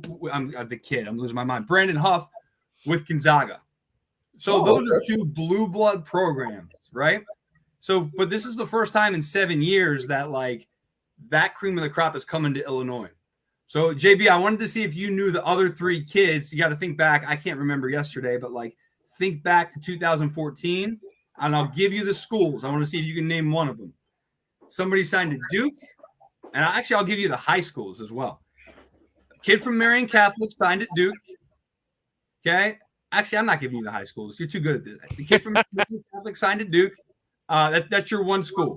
You had a kid who signed at Kansas and a kid who signed at Kentucky in 2014 from high school sports. They're all in the league, obviously, right now. I'll give you a minute. Yeah, I don't. No. Because when you said Duke, I was but you said the wrong high school. I was immediately thinking of The little point guard. I was giving you 10 seconds. But that's the wrong school. One's a point guard who went to Kentucky. Not Tyus. Oh, you're close. His brother. Yep. Tyler I Eulis. think of his name. His Tyler brother. Eulis and Marion Castle. Eulis. Tyler, Yeah. his brother. There you Eulis. go. See, JB, I Yes. knew you were going to nail that, man. And then you had Okay. Jaleel. You had Jaleel. I was gonna say, well, I knew Jaleel, but that was course, he the went to only one I Ricky knew. Young. I knew Yeah. Jaleel. Yeah. Yep. And then you had Cliff Alexander. I forgot. Oh, Alexander. went to Curie. Oh, Curie. yes. He went to Yeah. Kansas. Sure Correct. did. I am That's a been huge 7 Jaleel. years already. Wow. 7 years, man. Right? Time I remember flies. Cliff when he was like playing football like a pup. I know. Oh wow. I know. So, and then I'll give you guys just 5 teams like that are buzzing, like people are buzzing about right now. Just kind of out there. I said, obviously, Bronny's coming into town February 5th. They're going to play Simeon. That's my question to you, actually. So my question to you is, how do we get tickets to this game? Yeah, we'll figure that out for sure. Because we Wait, all are they three gonna of us play talked at about this. Simeon? They're playing. I don't at know. Simeon. I didn't see the venue. Or are I they just- gonna move that to like Wintrust or even Chicago State or something? Well, Chicago I State. heard- Yeah, man. Like Yeah. the best high school basketball game I ever saw, personally for me in Chicagoland, was Jabari Parker's senior year. They That played was Morgan Chicago Park State. at Chicago State. Yeah, I remember that. Yeah. Yep. Place was February lit. So 5th. I'll All get I you know the is venue. it's on February 5th.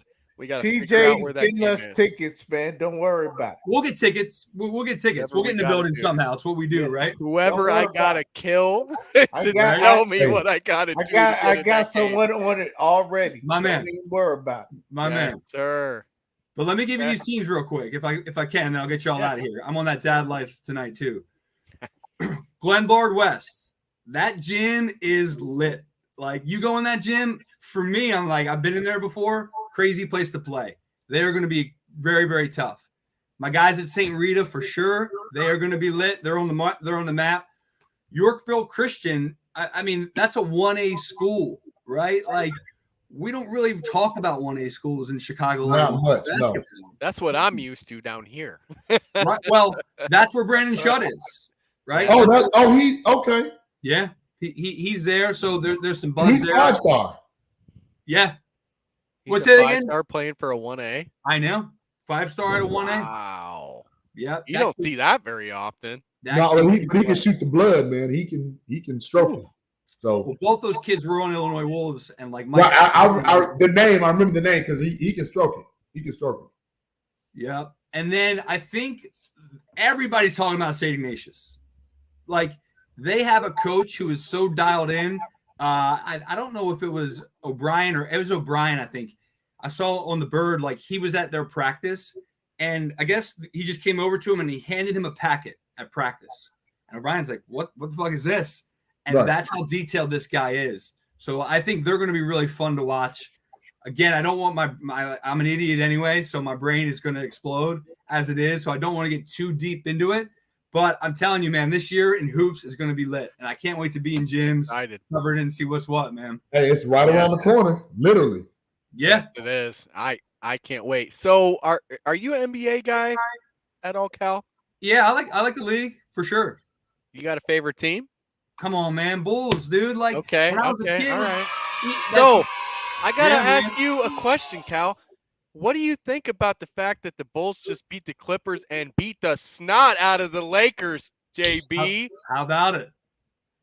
You knew Hey, I was you going see to how- bring it up. You see, I covered my flag. He denounced his rights in the Lakers. But I still got the ball in the corner, but He got mad. He's like, damn, Lakers.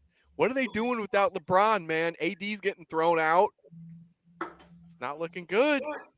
I'll tell you guys how just from being like I was 10 years old back in the day He's when mad. I got JB riled up on that. My bad, man. Bulls. I was yeah, hey, go Bulls, go fucking Bulls. Tomar is killing. He's killing, So man. I actually heard this morning that he right now, if they did an MVP voting, he'd be Yes, third. he's in MVP running right now. I mean, Steph Curry's killing the league, but DeMar's killing. I mean, But remember, you look at the odds. Like that's who I would put my money on. But Steph Curry is murdering the league Yeah. right now. He is Yeah. on a different level. talking He's about a- UA yeah. family, like Yeah. Thank you. He's definitely a murderer, man. He's Steph a murderer, Curry man. is- He's on like he's a right now. monster. I think he wants to go after LeBron's 4 and surpass it. That's what I think he wants to do because he's got Of 3. course. And I think he's on a mission to beat LeBron. Not Jordan as much, but LeBron for sure. Look. And I think he can do it as long as Klay Thompson comes back and he's healthy. He can If definitely Klay make comes noise. back, he got a chance. You're right. He got a AB, chance. I just saw something the other day that said like Steph Curry hit 9 threes in a game again for like the 50th time, but like the next closest person is only done it like 8 times or 9. like it's like him and like Harden and a couple other guys. Well, now Patty Mills just did it for the first time. He's got like double digits leads over all of them. Yes, it's ridiculous. And it's. Have you watched any of their games? My God, Gary Yes. Payton Jr. revived his career. That boy is doing things He now. is.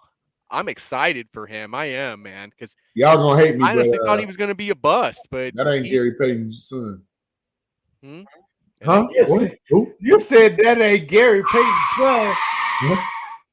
It's not. Are you starting some shit on the Chicago Clubhouse podcast? I think he is. I might be because hey, look, Are you starting some shit, man? I think he might I'm a be. GP fan, and GP ain't never jumped like that. I know, right? He's I the mean, mailman's. That's the I heard, mailman's Like, kid. he even said that. He like, I heard. Oh, man. he's He don't. something He don't different. look like Gary Payton. He doesn't look like He him. don't doesn't look play like him. He So I plays heard that defense might like not him. be his father. But plays shit, I mean, defense. we ain't Maury Povich.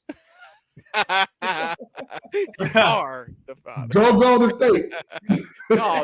No, but man, like he plays defense like him. That's about it, though. Other than that, Oh yeah. nothing like him. He's Hey much better. man, what did Michael Jordan think of Gary Payton's defense though? Thought he was trash. He laughed that shit out. Laughed. He Oh, thought he that was still trash. do sip my tea. Jordan thinks everyone's trash, though. I mean, he has that right. Being the GOAT, like he's allowed to think that way. I mean, he's well within his right. He's to damn think right he everybody is. He's the greatest player of all time. He's allowed to say whatever he wants about any other player in the league because he's better than all of them. He was better than all of them. Hey Cal, except for Scottie Pippen flapping his gums, man. Oh, come on, man. Wow, man. Come on. What the fuck is Scotty doing, Going man? crazy. He's selling a Shut book. the fuck up, Scotty. He's selling a book. I know. He's selling a book that's this thick with some bad liquor behind it. Like I can't get behind Scotty. Let me ask you this, though, if I can ask you guys a question. Yeah, Please, Cal. Where's Scotty top 50?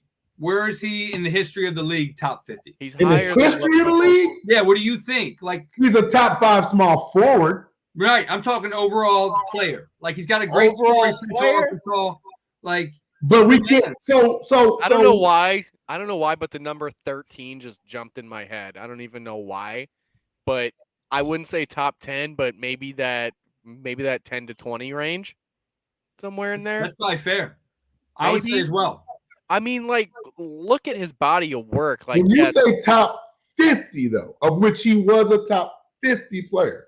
Yeah, I just threw 50 out as a round number. Like, Well, maybe we say But that's a good 25. arbitrary he's number. talking That's a about great because arbitrary number. 25 years ago, There you go. when they ran it, he was top 50. There you He go. was. That's He where was. he got that from. Which I still believe he is, right? Yeah. For sure. In my opinion. Just because he's talking bad about Michael Jordan, let's not diminish what this man has done. I mean, he That's was LeBron before LeBron was LeBron. He was like the real Except he didn't foundational pass. point forward. Whoa, He didn't whoa. pass.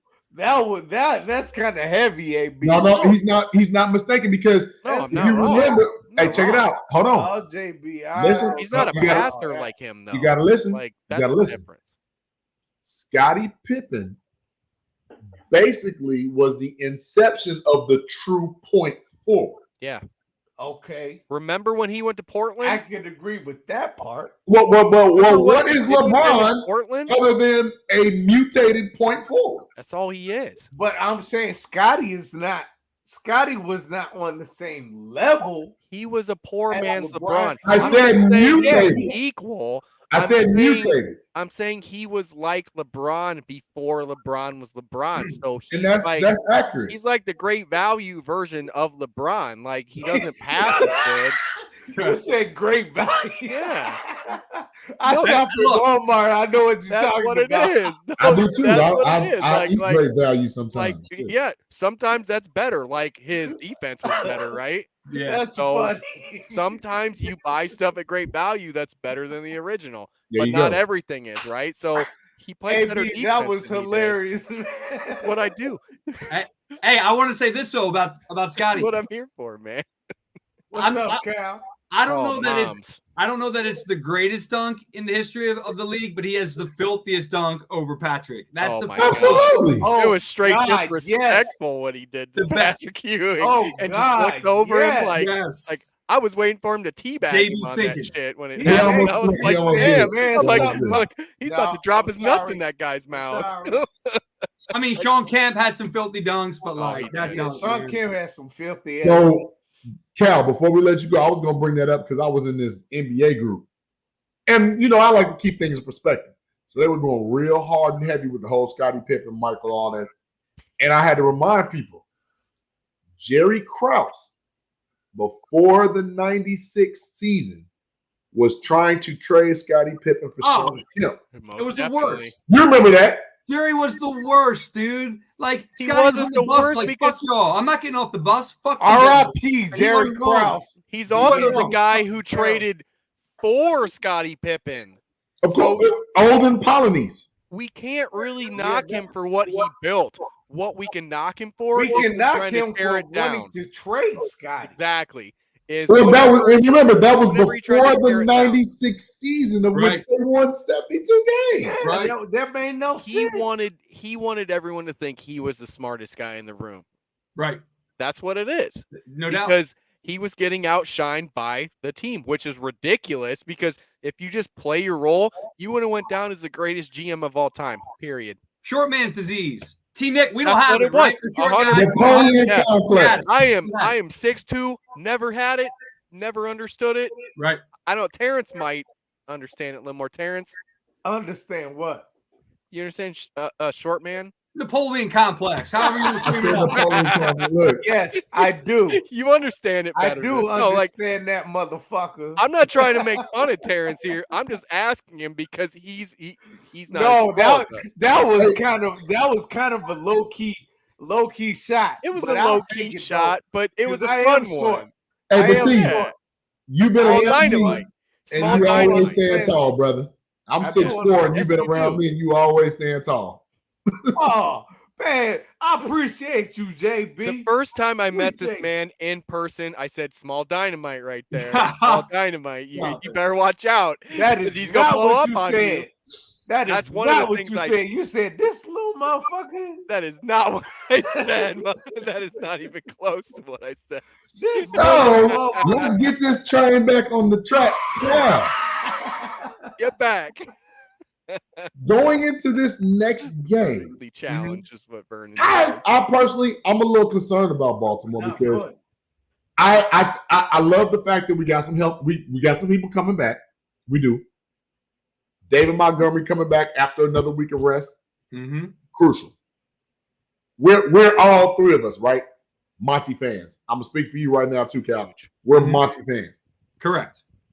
We're Khalil Herbert fans. Khalil Herbert has found that's that 1-2. That's that Chubb Hunt. We found that. Great. Beautiful. Here's why I like it. Please. For me personally, if you think of the Ravens running game and like that's where they've had to piece stuff together, right? Freeman's in late. Because of injury. Freeman, Le'Veon Bell. Yes. Le'Veon. So as that bus keeps going week by week, like I know that organization well, man. Nothing's changed. I talked last week. Like Costa's doing the same shit. Like Yes. they're buttoned up. And I just know that Harbaugh, he's not having it. Like I guarantee you, he went in the lab, they went in the film room. Just what I think. So we'll see what happens. But No, hey, that's not what you think, it's what you know, because I heard some things too, of which one of them was the whole they had enough cap space to go sign Odell Beckham. But what is the point of signing Odell when you're trying to make Hollywood Brown your true number one? he's the man, Hollywood. right? There And you they go, got the see? kid. They got the kid Bateman who was hurt late. He's From Minnesota, He was Rashad balling Bateman. last week. Yeah, like that's something that me and JB were actually talking about that night. I couldn't believe how good he was. Like he was in Minnesota, right? Minnesota, University, yes. Yeah. God, he was. Where are y'all balling. watching that game? We're gonna be on a text chain for sure because I'm talking shit the whole time. It's a noon game on CBS, right? It is. Let me Right. insert this yeah. real quick. Let me insert this if I can.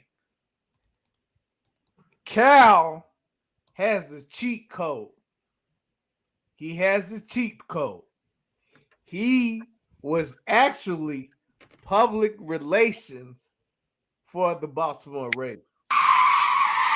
Shut the hell up. 0506. Now, listen, I was in grad school and I was cutting my teeth, and they were nice enough to give me an internship. They asked me, I came back the next season. I told T, like, I saw Ray Lewis's dick every week. I'm like, this is terrible. Like, I gotta fucking do that, and then Right? I gotta throw a flag and No, I didn't. You know what I'm saying? throwing flags Flags everywhere. Like, Flags everywhere. We just lost like 5 viewers when you said no. Look, his dick. I'm gone. my I'm job out. was this. I would take a microphone. My mother is watching. Oh yeah. Yeah, come on now. I forgot. I would take a about microphone. Mom. They didn't let, Mom, they I'm didn't let me ask sorry. any questions. I love you, Mama. I'm I'm sorry. so sorry. They didn't let me ask any questions. probably I the would one take a who left. microphone. I'd put it into whoever was asking it at the time. I would take it back. I would transcribe it for the Ravens website. Right. So media relations, Correct. yes. Correct. It wasn't a big time role. I was a young kid. I was 23 years old. But for Francine Lubera, I love her to death. Like she gave me that opportunity. No, that's huge, Cal, because like when people be like, that. you weren't there. No, you were there. I was there. You were actually there. Can I give you a quick story? Please. So Not about nobody's body part. Hey, Please. No. But, What the? CJ said, "What the hell shade of gray right now?" Hey, CJ is on fire tonight, man. CJ's killing it, man. Keep it up, CJ. Keep them coming, well, man. look, you like in our locker room when you're done a game, and I've never been in one. Like dudes, they shower, they come out. All right, so this is all new to you too. Yeah, they don't care. There's Swinging some in the dudes- wind. Well, actually, in fairness to Ray, during that time, he was always last. So I never saw his junk. I was just making a joke. Like he would I gotta shower, go. he'd be last. But what I did see is this. This is a real story. I would always get there early, right? And in the press box at the time was Peter King before Monday morning quarterback. Monday morning quarterback, yeah. And Sal Powell. Sal Palatino. Okay. Yeah, and I'm just like a young kid. My eyes were like this fucking big. I'm like, that's Peter King. That's Sal Powell. And I didn't talk to anybody. I shut up, but I would get there early. And I believe it was 05 before the Steve McNair year. And I was there like 2 hours before the game, and I saw Peyton. Like I was in the press box with Sal and with Peter, and I was just watching him throw darts to Reggie. And I had an old Razor back then. I remember texting my buddies like, we ain't winning today. I'm going to tell you right now. And they put it on us. They came in. Indianapolis came in. They won first round playoff game on the road. I think they won the Super Bowl that year, if I'm not mistaken. I have to look that up. But I just knew, like, looking at Peyton, and it was funny because I saw him in the tunnel before the game as well. They beat us in the Super Bowl. That's right. Is that 05? 05. I think y'all are right. But I just knew then, like, he was special. Like, you just saw it firsthand, like, holy shit. You don't really understand until you see it, like, in person. Shit, who was y'all quarterback? I'm thinking 05. McNair was. Y'all old divisional round. Kyle Bowler was there, and then Kyle was like the man out of Cal, a good young kid. I remember Kyle Bowler. Yeah, and Brian Billick, he loved him at the time. And Brian was too smart for the room. He really was. Like, he used words. He went to the media after. He was like fucking smart, Brian Billick. Yeah. So he loves Kyle, and Kyle had a couple good years. But I remember when Steve came in, and like people were kind of like, fuck, man, because we invested in Kyle.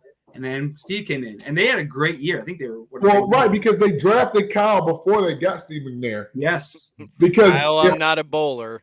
What? Right. Yeah, but in 2000, was what's his name remember, always said that. Your championship came off of Trent Dilfer. In 2000. Dude, that defense was fucking lumber. Right. And then you went, if I'm not mistaken, you had 3 quarterbacks between 01 and 05 before you got Stephen there. You had 3. If I may, and there'll be some debate, greatest defense of all time, 2000. In my There's a lot of people that agree with you on agreed. that. Well, there's a lot of people that agree with it because it was more modern time. Correct. And there was more throwing, and offense was better then. So a lot of people do say that they're better than the '85 team. Rex Ryan, decorated about $160 points a game. You talk about it was Rex Ryan.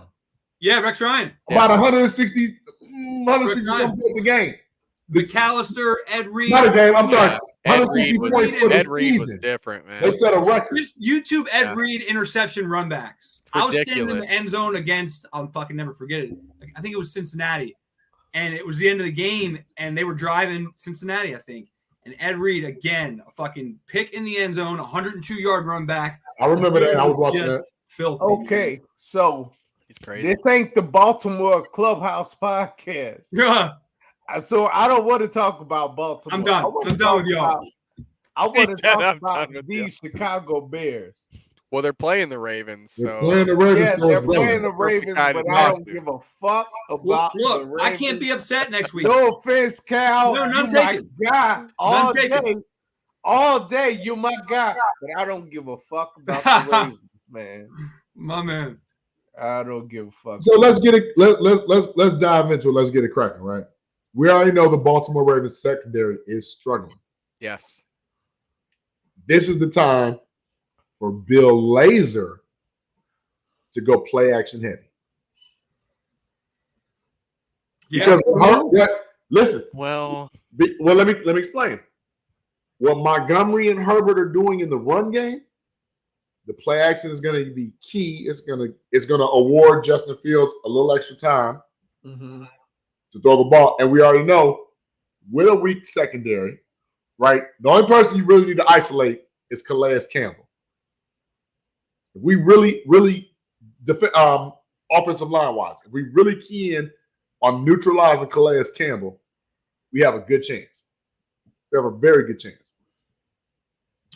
Soft secondary. Well, Marlon Humphrey is. Look, I don't know. I got to look into it. I don't know. Either way, for me, T-Nick, I'm not going to be sad next week. Whoever wins, quite frankly. But I know what you're going to say about Marlon Humphrey, but let's not forget what no throwing Tua, and Jacoby Brissett before he got hurt last week did to the Ravens. That wasn't a fluke. Yeah, that was schematic. Jimmy Smith still hurt? Come on with it. It says Jimmy Smith still hurt. I can't remember. I didn't, because Jimmy Smith to me, like he's a shutdown guy, and if he's healthy, he's not.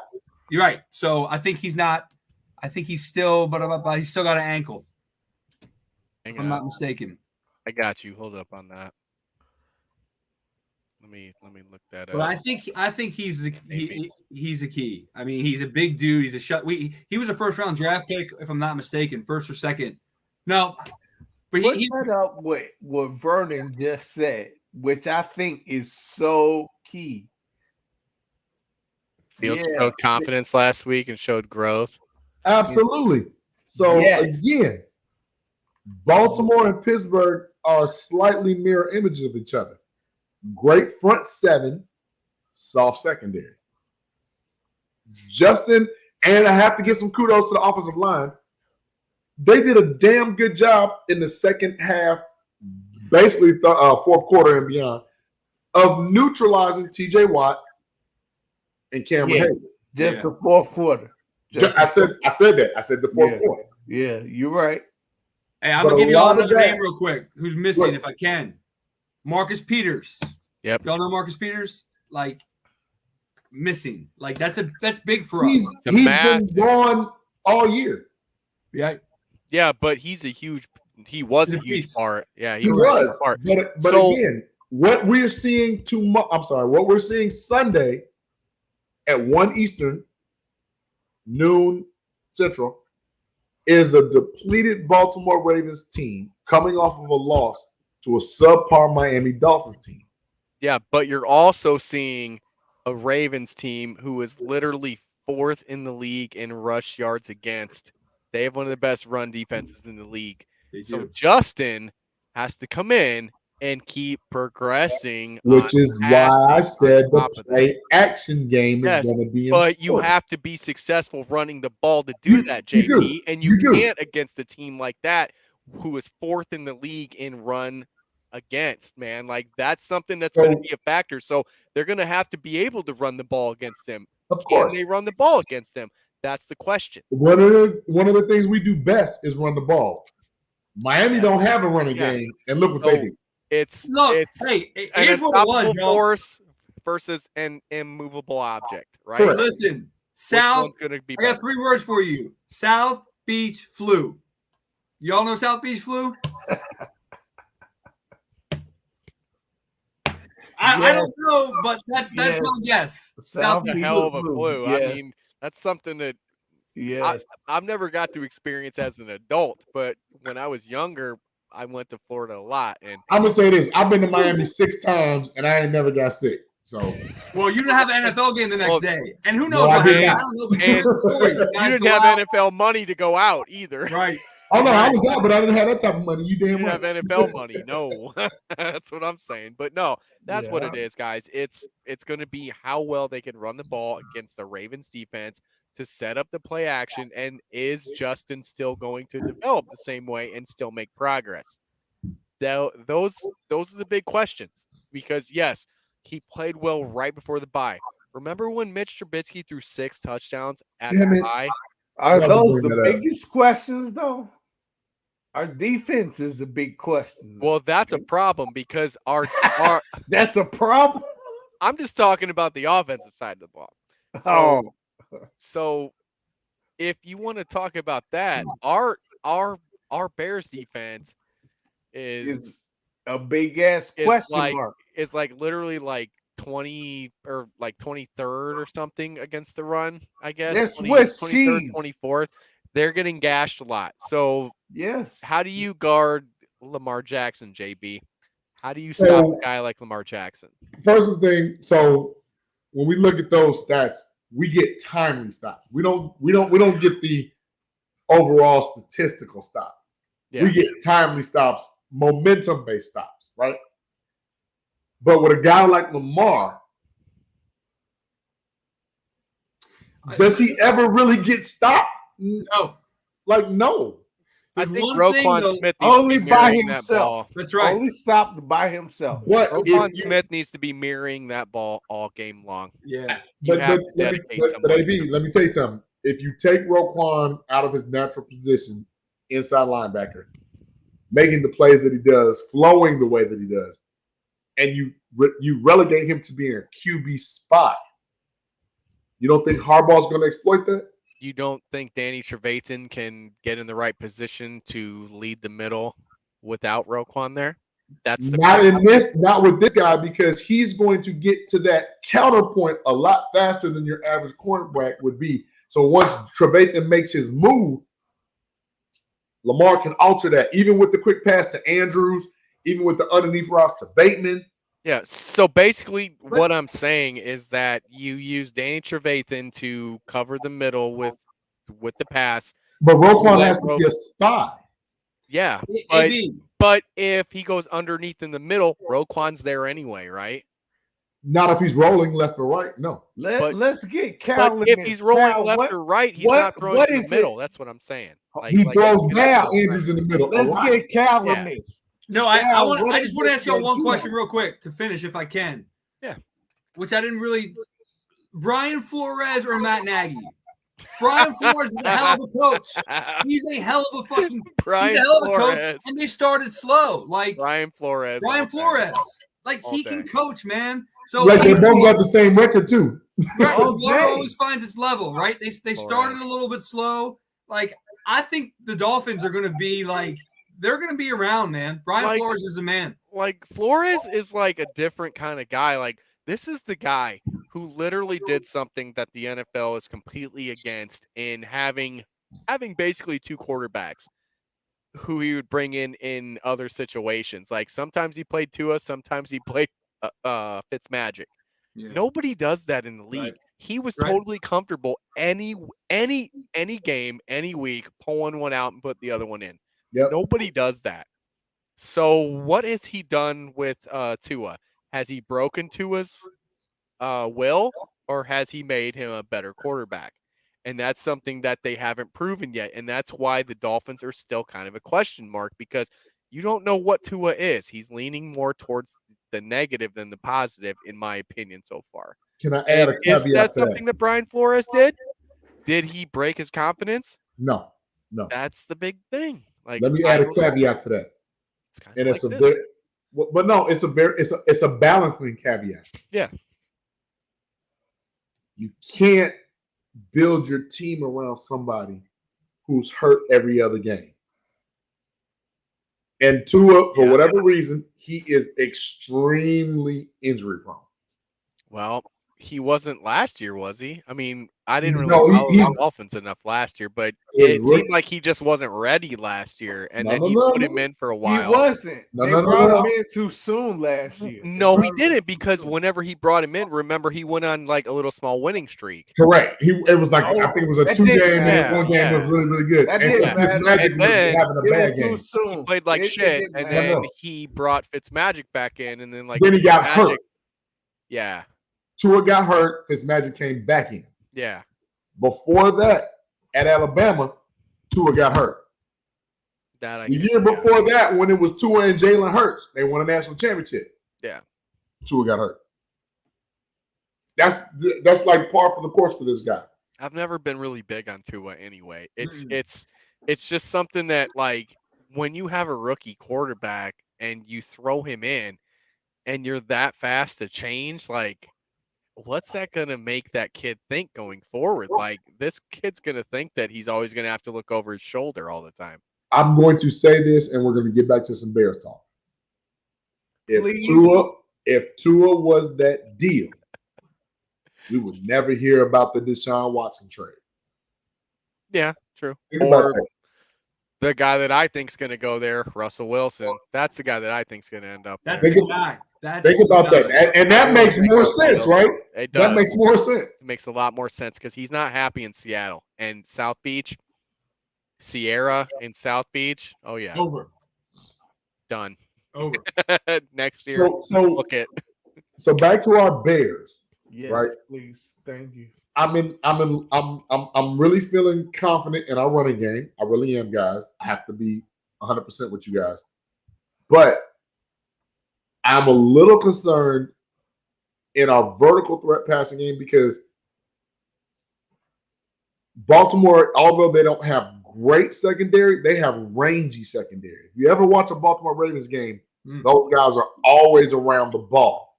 True. They may not make the pick, but they ain't that far off either. That's Ozzie Costa coaching. That's There You you go. know, you want to know a super fun fact about, you know what? Hang on. Let's just get this right, guys. Hang on. Where did it go? Oh, I just lost it. It's gone. I don't know. Where did what go? Oh, here it is. Hang on. This is AB's Fun Fact on the Chicago Clubhouse Podcast.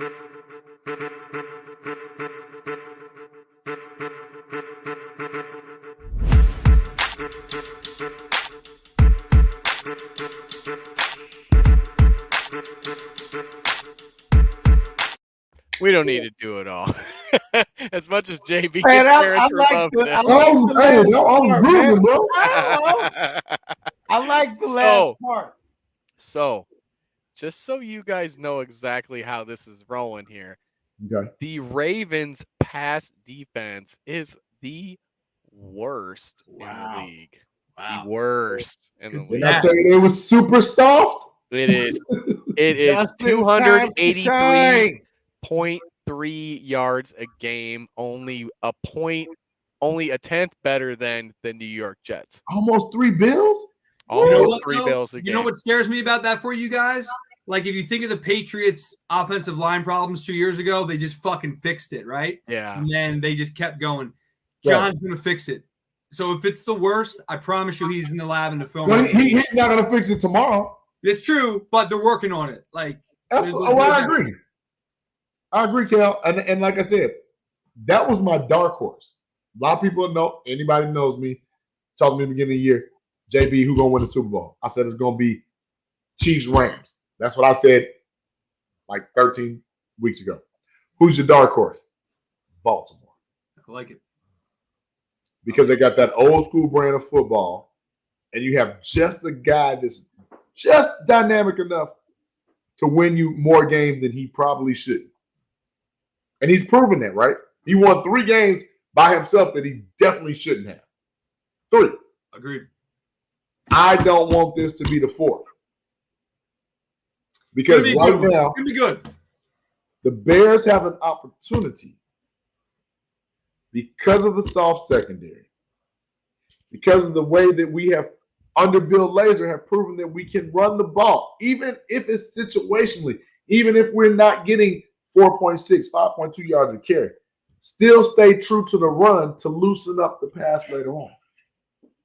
Well, and that's where all that comes in, JB, is that can that run beat the Ravens' run defense? And I know right now that they have a secondary that is kind of messed up. So could Justin maybe make a leap and start the game throwing the ball and set up the run? Yes, and maybe but I don't want this run? to become a naggy game where it's 52 passes and 7 rushes. Well, no. It doesn't have to be that. But if you come out early and the Bears get the ball, you know how they are on the first 15. It's always the same. It's always the same, right? So, they're probably going to run the ball up the middle or off of the right or the left, up towards the middle right away, right? Boom, immediately. Maybe get some, I wish. Maybe get some guy like, I don't know, like maybe a freaking Cole Kmet involved. The middle of the field should probably be open. Start doing that, RPOs, let Justin get out in some space, just like we've seen him do, and grow.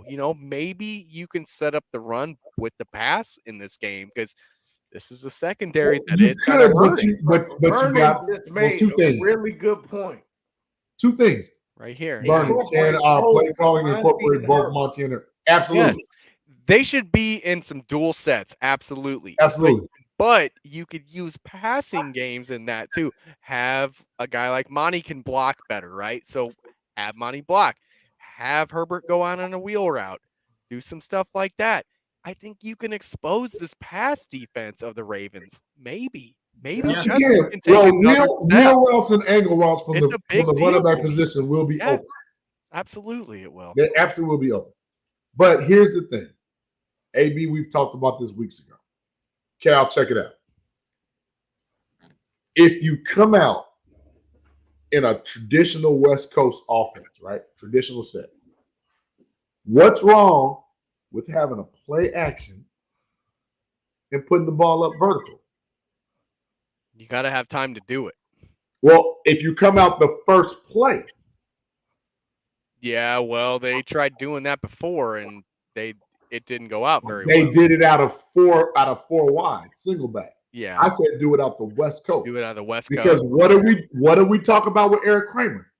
You can do power O out of the West Coast. And when you come back with the next play, they cannot stop it. That's what Eric Kramer just said to us Saturday. Yeah. So when I was looking at it and I was thinking like, damn, power O won't work because that would require our left guard to get out, push. We're putting a lot on Larry Borum, which I love. But if they do what we're asking them to do, we're talking about Chris is right. Chris is what I'm saying, though, JB. Like that's exactly what I'm saying. Because you said that they're a mirror image of them, right? I did. So how did we get success against the Steelers and get back in the game? Justin was throwing in the middle of the field. That's why I think that's more of a route we need to go. We need to just pick up where we were last game. You're absolutely right. But if you do it the West Coast way, you can still hit the middle of the field. You can still check down to your running backs. And you can throw the damn slant. Please. Another God. good point, Please, Chris. God. Our coaches are not that smart. Throw a slant. You can throw They're the not slant that out of the got West the Coast fastest- offense. You got the fastest wide receiver group probably close in the league. Like, there's some Fellas, sports why are we sports talking ways. about this? Terrence, you Man, know look, it. Cal, you it's- know it. AB, we talk about it all the time. We talk about it They can throw the slant out of the West Coast offense traditional form. and that makes the pass rush stay honest. Thank you. And maybe, JB, after you set that kind of stuff up, It opens up with the these run quick game. throws, then you can throw your play action. Then you Yes. can get down the field. Guys, The way I I'm tell you right now. Look, the league is about Jimmys and Joes, right? I'm Yeah. sorry, X's and O's, not Jimmys and Joes. X's and O's. Harbaugh's going to have X's and O's. He just And is. he's Jimmys also and Joes got are a pretty much Lamar the same right too. now. So If Nagy don't He's an Nagy, open bar. we got a chance. I'm gonna be honest. If Nagy doesn't Nagy, we have a chance. Nagy luck. Good always luck with that. gonna Nagy though. I don't think Nagy is going to Nagy anymore because Nagy had that taken away from him, and he's Yeah, not allowed what to do taken that away now. from Yes, he's got some say so, but he doesn't have full autonomy with the offense like he did. He had to Yeah, give up play He's the calling. head coach. He had to got give it full up to Bill autonomy. Lazor. He's not allowed to call plays. Yes, he can have You insight. saying in it. he's not allowed? He's not. How is he They not gave him the allowed? ultimatum. They flat out told him we don't. So want you right, calling management plays did anymore." tell him that he's not Management calling the flat plays out anymore. told So him that is a fact. well, I mean, what is your source for that? I'm not talking about that here. What is your source for that? Don't full court press him, T-Nick. Let the man Okay, alone. so then, as far as we know, he's allowed to. Am I do the whatever guy the that fuck also he told wants. you who was the starting head whenever Justin coach. Fields was starting? I'm the guy that told you that. I have a source. It's fine. I'm telling you that was the ultimatum with him. He Get was the not fuck allowed. outta here. He was not He ain't allowed to got do no- it anymore. And then after that, they started evaluating him and also looking at other head coaches because they're ready to get rid of him. Mid-season, correct. That's how they feel about him. So they're like, hey, you want to keep your job? You got to give up play calling. And he has. Yes, he still has some say-so I in don't what's believe going that on. shit. He does. He's running meetings, But though. he He's was running meetings told all not- week. Right? Who's running meetings? So Terrence, I need you to watch a game with me because I can literally 90% tell you a Nagy play versus a laser play. there I are can sprinkles literally in tell there. you that. There Oh, are I know sprinkles that. in there, I know but that. it's not 100% him anymore. And that's the difference. is And you that can he tell by the sprinkle in blocking there. scheme as well. Yes, like he might have drives where he's sprinkling his shit in, but it's not all game. I promise you that. It is not. It is Bill Lazor, but it is him also working with Nagy, and Nagy sprinkling some of his shit in there too. Correct. That's exactly what it is. That's what it's been for the how many weeks now? At least 3. I mean, Man, I'm about to call Herb. I'm about to call go Herb. ahead. Fuck all Please this. call Herb. I'm Go calling Herb all you Herb. want. See But what I'm the telling fuck you, is going Hey, look on. here. You can tell Herb, call Herb all you want, but I'm telling you the gospel right now. I can read this man's playbook like I'm playing a game of Tecmo Ball. It's simple. It's I so guarantee simple. you Thank Herb you, AC. knows It's the so gospel. You can tell the difference between whenever Bill Lazor calls a play and when Matt Nagy has a sprinkle. Yeah, that's It's 100%, and that's why there are still fans out there going, "Oh, Matt Nagy's still calling plays." No, he's not calling them, but he's still sprinkling his little shit in there. I promise you that he is, because he's still the head coach, but he doesn't have full autonomy on the entire play calling. So on a 3rd and 6, if Lazor calls play 2, Nagy might say, let's go and play 7 real quick. Yeah, And Lazor got to defer that. yeah, that's the kind of stuff. But he's trying to sit back and like let him do it because he has to. But there are times where he's still kind of sprinkling in a little bit on like certain situations. And he's like, no, we got to try this. Please try it. And then Bill Lazor's kind of a nice guy. Now, I will. Bill look, Lazor's like, okay. And he does it. I'm gonna That's sound exactly what it is. I'm gonna sound hypocritical on this, but there were some times in the 4th quarter versus Pittsburgh when I said, damn it, that's a Nagy play. That's what he's been waiting for. That long chunk yardage on some of those corners out the slot with Mooney. I said Yeah. that's a Nagy play. Yeah, he needs him really to set up the run and force him to set up play action and stuff like that, so Nagy can get his sprinkle in. Because if like Nagy had an offensive line and all that good stuff, it wouldn't be so bad.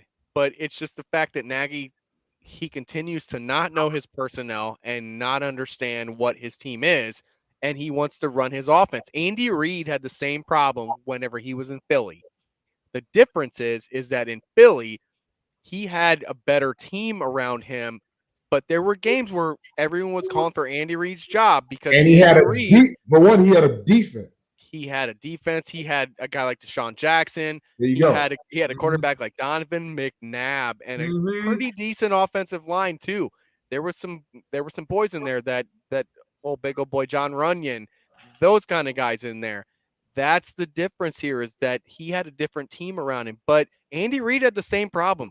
They were trying to run him out of town in Philly They were. because he was throwing the ball way too much, which is why a part of me always sits back and goes, wait a minute, maybe Nagy's not as big an idiot as I think he is. But he doesn't, but he is only because he doesn't really spend the time to know his personnel and understand that you can't fit a square peg into a round hole There you and go. make it work all the time. Andy Reid eventually figured it out with a Donovan and, all those guys he had on that team. Brian Dawkins on that Chris defense. is on fire. I mean, my God. Like, yeah, he is. But Hey, that's hey. basically what it is, man. Like, Andy Reid had one of our beloved. He had Jason Peters. yeah, he did. Who was a beast at left tackle. Hall of Fame worthy. Like Hall of Fame guys. But he had to learn how to be a coach. And Nagy is sometimes I feel like Nagy's doing the same thing Andy Reid did, but he just doesn't have as good a team. And he doesn't have the lease. No, he doesn't. And now Especially we now. got Jason Peters. Jason Peters now. actually isn't as bad No, as he's I been- thought he will be. You He's might been not want to get too progressing. comfortable Yeah, with he's him been because decent. in the next couple weeks, he's gone. He's Time not out. playing. AB, I know you read what I read today. I Tevin put it out Jenkins- there. Tevin Jenkins had action. I'm the one that put it out there. Yeah. Oh, you did? Okay, I did. Okay, Yeah, yes. yeah. So he wants to play left tackle. He does. They're probably not going to put him there. What's probably going to happen is Larry Borum's probably going to go to left tackle. They're going to put Tevin at right tackle because that's what he played. That's what he's more comfortable with in college. But a guy like Tevin Jenkins just wants to play. And He wants to play. he flat out came out and said, I'll play left tackle. I So can play you left put tackle him just at fine." left tackle. Where's Jason Peters going? On the bench. Home. Because he's our future. Really? He said He's our home. future. They want to see what they have in him now. So as soon as he's healthy, he's getting in. He just got lifted off the list. They've got 3 weeks to put him in. They don't have to put him in this week. They can put him in after the Thanksgiving game is probably when I'm assuming he's coming in. I don't think he's playing Thanksgiving. I think it's a week after. Wait, will- you put him in the Thanksgiving game? No, that's almost like a given. I just don't think that's Because he might not be early. physically ready. Well, it's physically ready, and the way Matt Nagy really talked about it is like they're just gonna put him in pads and see what happens. That's basically what he said. So they're still trying to feel him out. So Maybe. Remember this. I don't see him coming in. Yeah. If you don't play against the Ravens on Sunday, your game is literally that following Thursday. Yes.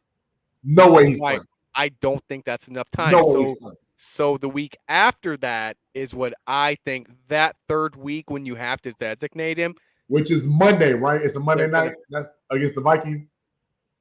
I think you're right. Yeah. Yeah. Yeah. I'd have to look, but I know we've got one more Monday night game and we've got the Sunday night game against the Packers. Against the Packers, right. Yeah. But yeah, so he's not going to come in until then, I think. Maybe I'm wrong. Maybe he's progressed far enough to where they do. But when I hear Matt Nagy come out and say that they're going to put him in pads and see what happens, literally, like I think you said that today or yesterday, that tells me that he's not ready to play and they don't know where they want to put him yet. but they're going to put him in because they have to see what they have with him. Jason Peters is not going to be here next year. They know they're not going to the playoffs next year. No. Ryan Pace already knows he's not going anywhere. I don't know about Nagy, though. I don't know. Yeah, man, Nagy might need to start packing, man. I'm hoping. They're already talking about replacements for him. So I'll read something about that literally like every day. Yeah. Yeah, he might need to start packing. Hey, let's go ahead and get some shout outs and get out of here. Hey, T-Nick, real quick, can you get me a copy of Tommie's book, please? My cup is empty. Of course. My man. Of I course. can't wait to read that. And why don't you go ahead and kick off the shout outs, Cal? I want to shout out y'all. Like, seriously, like, you guys are the best. I'm just grateful that you had me on. I love listening to you. Tommie was tremendous. We love having you, man. Man, AB, you talked about it tonight, the mental health space. I've cried 3 times today. Like, it's important. You have to, man. Like, you have got to do that in life. I don't care who you are. No doubt. So really important work tonight. And thank you all. Appreciate it. Absolutely. That's short and sweet and to the point. I think that was the quickest shout out we've ever had of all time. Hey, record time, like 7-8 seconds. It's my first one, guys. It's my first one. We usually like have shout outs and then like halfway through we like talk about something and then we get on another tangent. And that's usually how it goes. Look, especially on Saturdays. Shout outs are usually like 20 minutes at least because we like to just keep talking about stuff. Right. So you, JB. So I'm gonna keep it short and sweet. Shout out to Moms. Shout out to SB. Shout out to my man Bulletson came back. You know. Yes, Bullets. Yes. Shout out to Tommie because although we've had Tommie before, we're seeing a new side of Tommie, and I love this Tommie. I love Tommie. Period. A very relaxed. Just very zen. He's as cool as the other side of the pillow, man. Yes, sir. Stuart Scott, love it. The other side of the pillow. Love Period.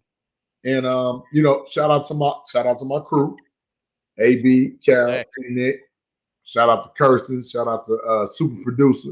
Shout out to Sherry. Shout out to Chris Edgerton. Always checking in. That Chris Edgerton. I love what Chris brings. I do. That's a guy I'm watching. I like that. Same. I like his energy. Same. And then hey, let's move on. That's all I got. Shout out to Moors always because I'm keeping. Well, I'm going to start mine by saying, well, I don't have Moors, but shout out to Crown Peach for putting me in a good ass mood today. What is it again, Crown Peach? Some Crown Peach in my new Bears cup. One of my buddies got me from it's an old cup apparently from it was the last day of football camp in Bears Bourbonnais. He got it that day and apparently thought that I should get it because of what we do. So thank you, my buddy Mort, awesome guy. Oh, that's so sweet. Oh, what Love a guy, it. right? Right.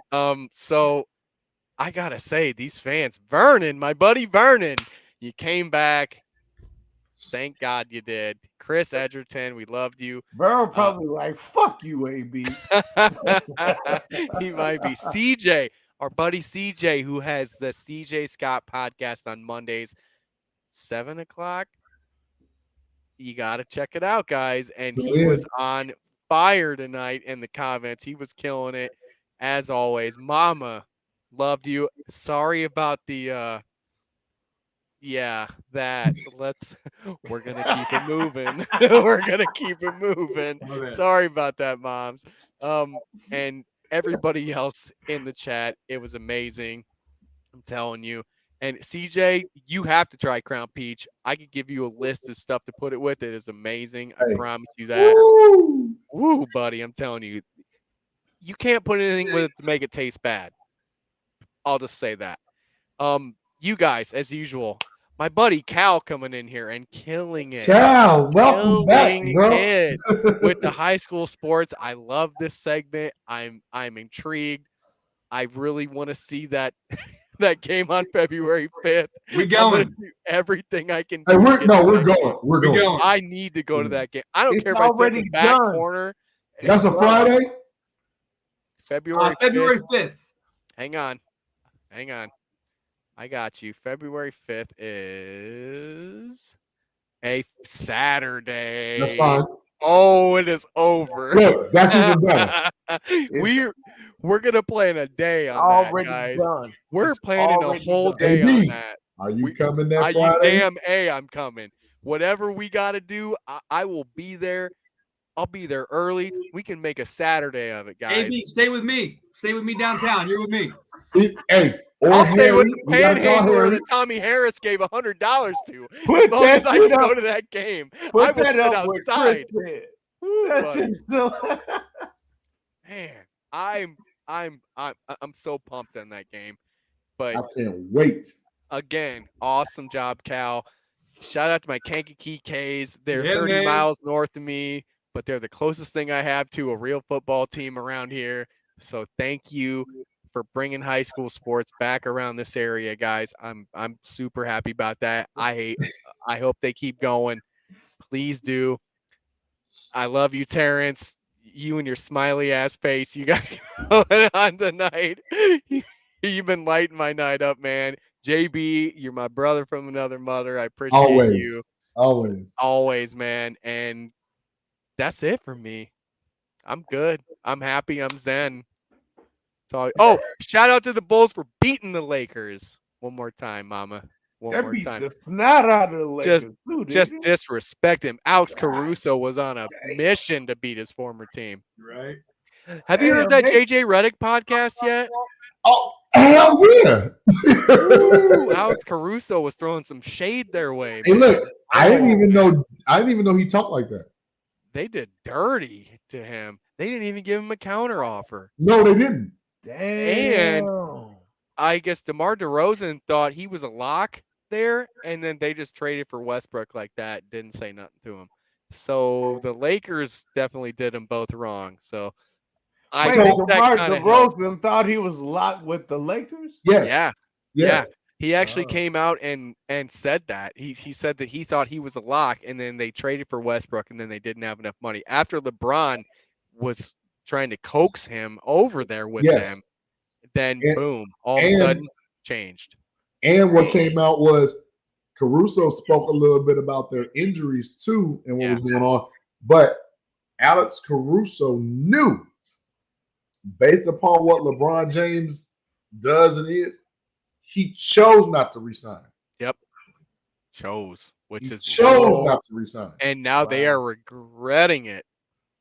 Leading the league in steals as a backup point guard. Backup point guard. Hey, Alex, this is He's it, the man. king. He's the king. Look, Oh, man. He is the king. So last night, I don't know if you guys knew this or not, but Zach LaVine was like pushing like DeMar the whole time. He was trying to get DeMar to get 40 because he wanted to rub it in the Lakers' face so bad that they dogged him like that. He was literally pushing his teammate and like he was trying to give him the ball. He was trying to give him chances to get 40 because he wanted him to have his validation. That's the kind of team we got right now. We got a bunch of guys on this team who were second thought guys who were thrown away. Levine, Vucevic, all those guys were guys that Lonzo, they were all traded and just all dumped, and they're all on their revenge tour right now. No doubt. I'm No doubt. loving it. Yeah. Keep it up, guys. I mean, the Warriors, though. Well, I don't care. Something different. But Look, like when we it comes said earlier, Bulls Warriors in the finals, I'm happy. I'll be happy as a lark. Steph Curry is a killer, man. He's a killer. He's a demon. But that's it for me, guys. Shout out to all you again. Make sure to check out all our good podcasts. I'm sure Terrence is gonna have the rundown real quick, so I'll let him get to it. Yes, I do. So the podcasts are CJ Scott on Monday, the CJ Scott podcast, 7:00. I know it's tough against Monday Night Football, but you can alternate. They actually had a pretty good viewing on Facebook last week. Last night, I should say. They did. Very after informative. the game. After the game. Yeah, very informative stuff. those guys have knowledge, man. Yeah. Absolutely, they do. Definitely check them out on Monday, 7:00. Then, of course, us on Tuesdays, 8:00. Do not miss that. Wait, the who? Shit, what else is going on? The what? If it's a Bulls game going on, I don't care. Who? The Chicago Clubhouse Podcast. Oh, okay. On Tuesday, Cal on Prep. Luckily, the games have been on Monday and Wednesday, so. Oh, there's no problem. Good. When they get the So you Tuesday don't game, have much to worry about. I put it on the 5K. We good. Oh, there you go. On Wednesday, you got She Said What She Said with Sherry and B.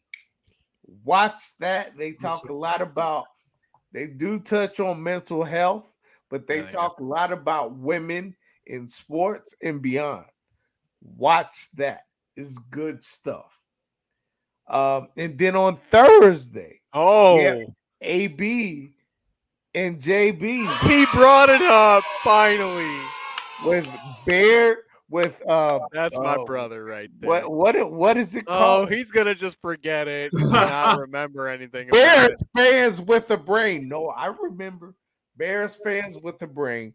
Make sure you watch that on Thursday. So basically, we have Monday, Tuesday, Wednesday, Thursday on lock. Straight lock. So watch all of those. You don't even need cable. Just get rid of that shit. Nobody wants cable anymore. Just get rid of that cable. I got rid of my cable. It's too goddamn expensive anyway.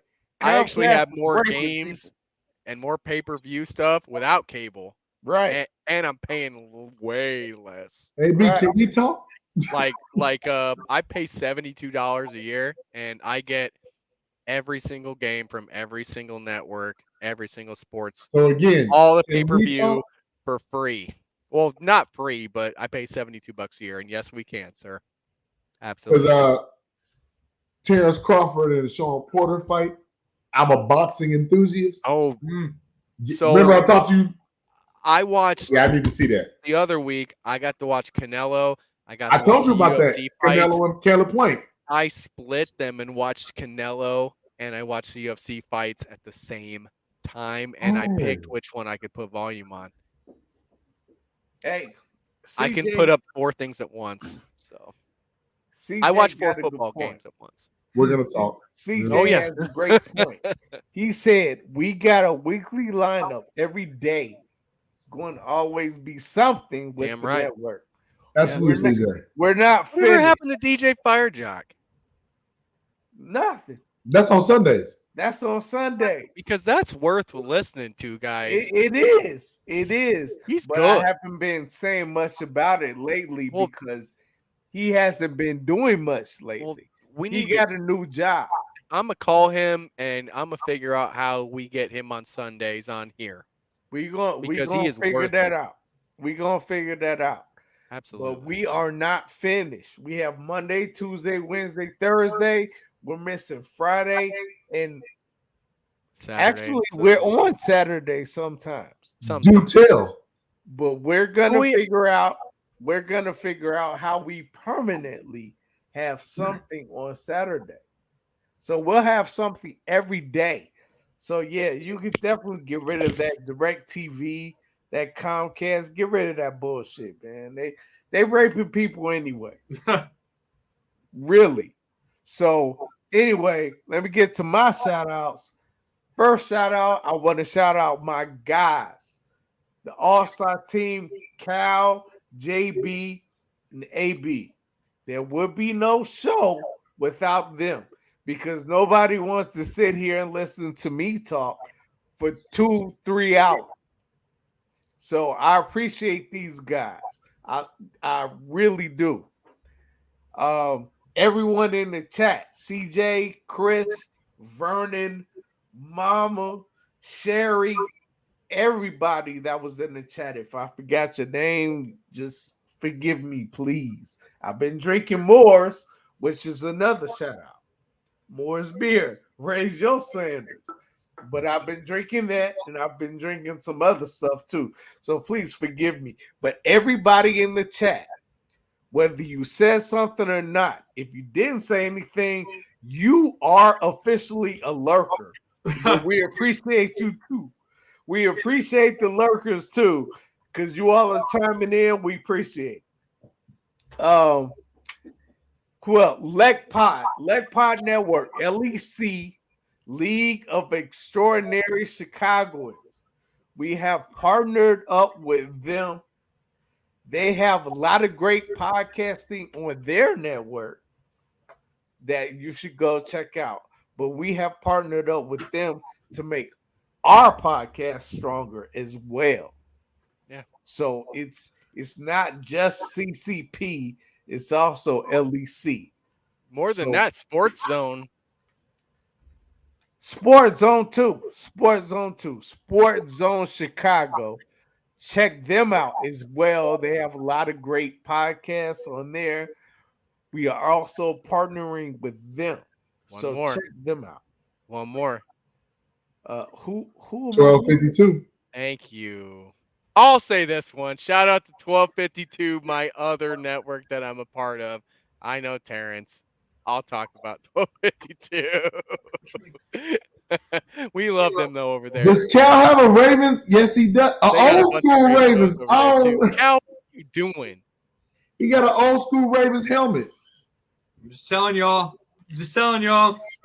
Man, Terrence, I think it's time we kick him out. I'm just telling y'all. This dude is way too good about this Ravens team, man. Oh boy. You're gonna be broke. Oh. So Cal, I think I want to try that Scottie Pippen stuff.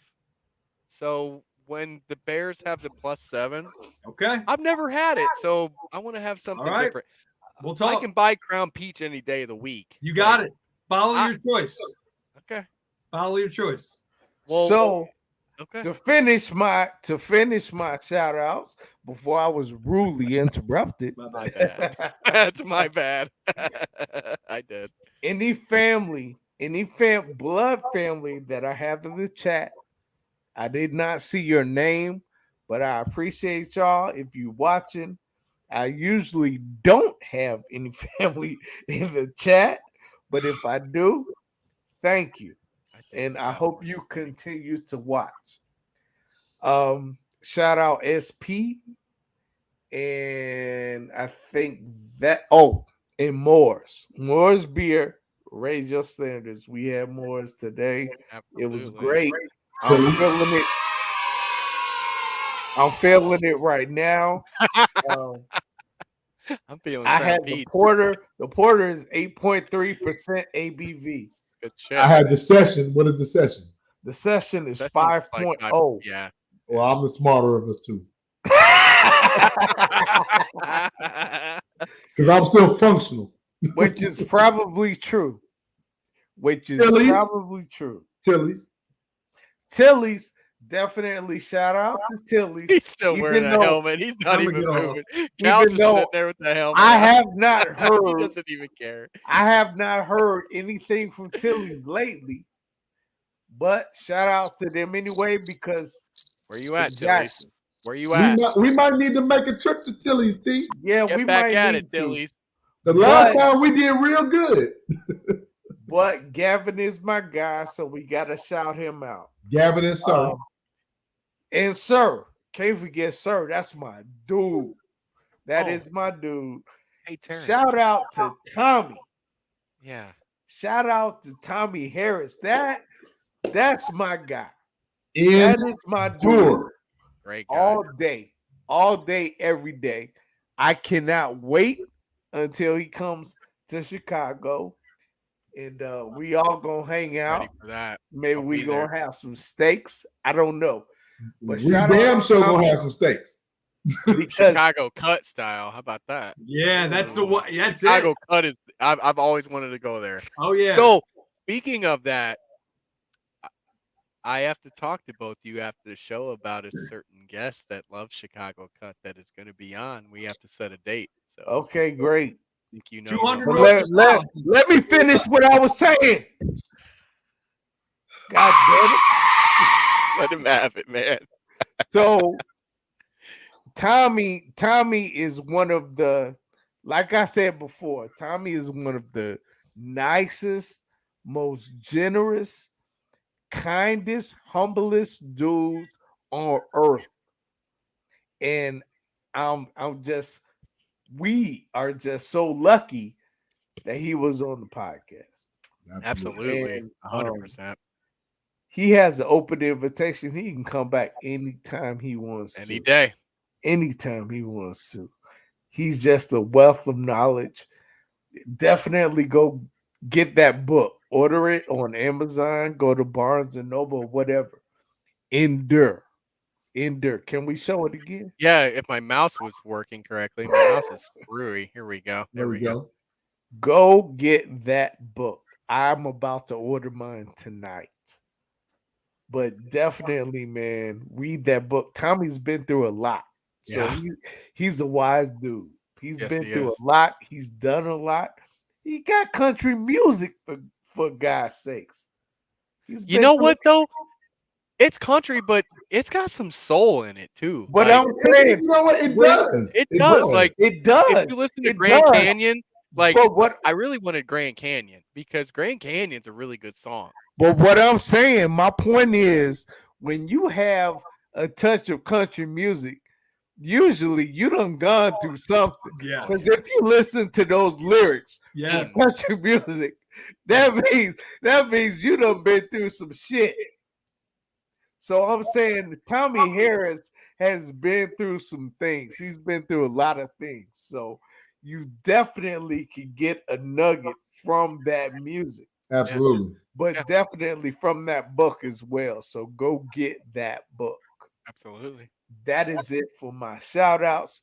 And I will tell you, Saturday. There it is. Saturday. I was waiting for you to say this. Saturdays are tough. Saturdays are tough. But y'all gotta wake y'all asses up.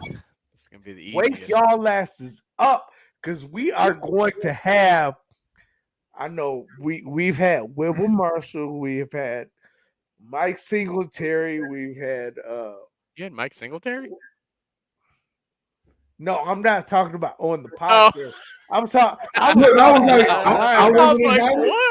was talking about linebackers. People on. I didn't know these people were here. So we've had Otis Wilson as well, not on the podcast, but as linebackers. What I'm saying is we've had some great linebackers in Chicago history. Yes. We are blessed to have one of them on Saturday. Lance Briggs. Double nickel, baby. Let's go. Lance Briggs. Yes. So y'all need to wake y'all asses up. Go brush your teeth. Make you an omelet. Do whatever the hell you do on Saturday morning. But make sure you're here at 11 a.m. 11 a.m. Make sure you have your asses here. Pop you some popcorn. Get you a Moore's. Whatever you need to do. Make sure you're watching this podcast at 11 a.m. on Saturday. Damn Bloody straight. Marys. Bloody Mary Saturdays. There you go. Will you join us? Make you a Bloody Mary. Put you some bacon in it. You got breakfast and a drink at the same time. That's it for my shout outs. That's it for what I want to say. So for my man Cal on prep, my man JB the Stat Man, 90s and 80s basketball and football. My man AB, X Factor. No, I said A to the motherfucking B. That's what you said first, right? Yes, that's what I said earlier. One of these days, I'm gonna be able to time you doing that. I'm just gonna throw one of them in there. Yeah, not today. A to the motherfucking B. Whenever we get to the radio one day, because we're going to radio one day, I will be dropping you out with that. I promise you that, my brother. 100%. I am T Nick, the point guard. I'll be the quarterback today. Last week we had a real quarterback in here, so I was not the quarterback. Eric Kramer was the quarterback. If you ain't watched that episode, go watch it. Go watch that. Yes, shit. sir. Man, put that Cutler jersey down. I have an orange Cutler jersey Put that too. shit down. I have an orange Cutler jersey too. Yes, Love it. I am T. Nick, the point guard quarterback, man. This is the all-star team. And you know what? We out. Don't leave, JB. Damn it. Oh. Later. I was playing empty and naked. I had to learn to stand down on my knees. Suffocating. Didn't think I'd make it. But in order for God to breathe life back into me, I had to be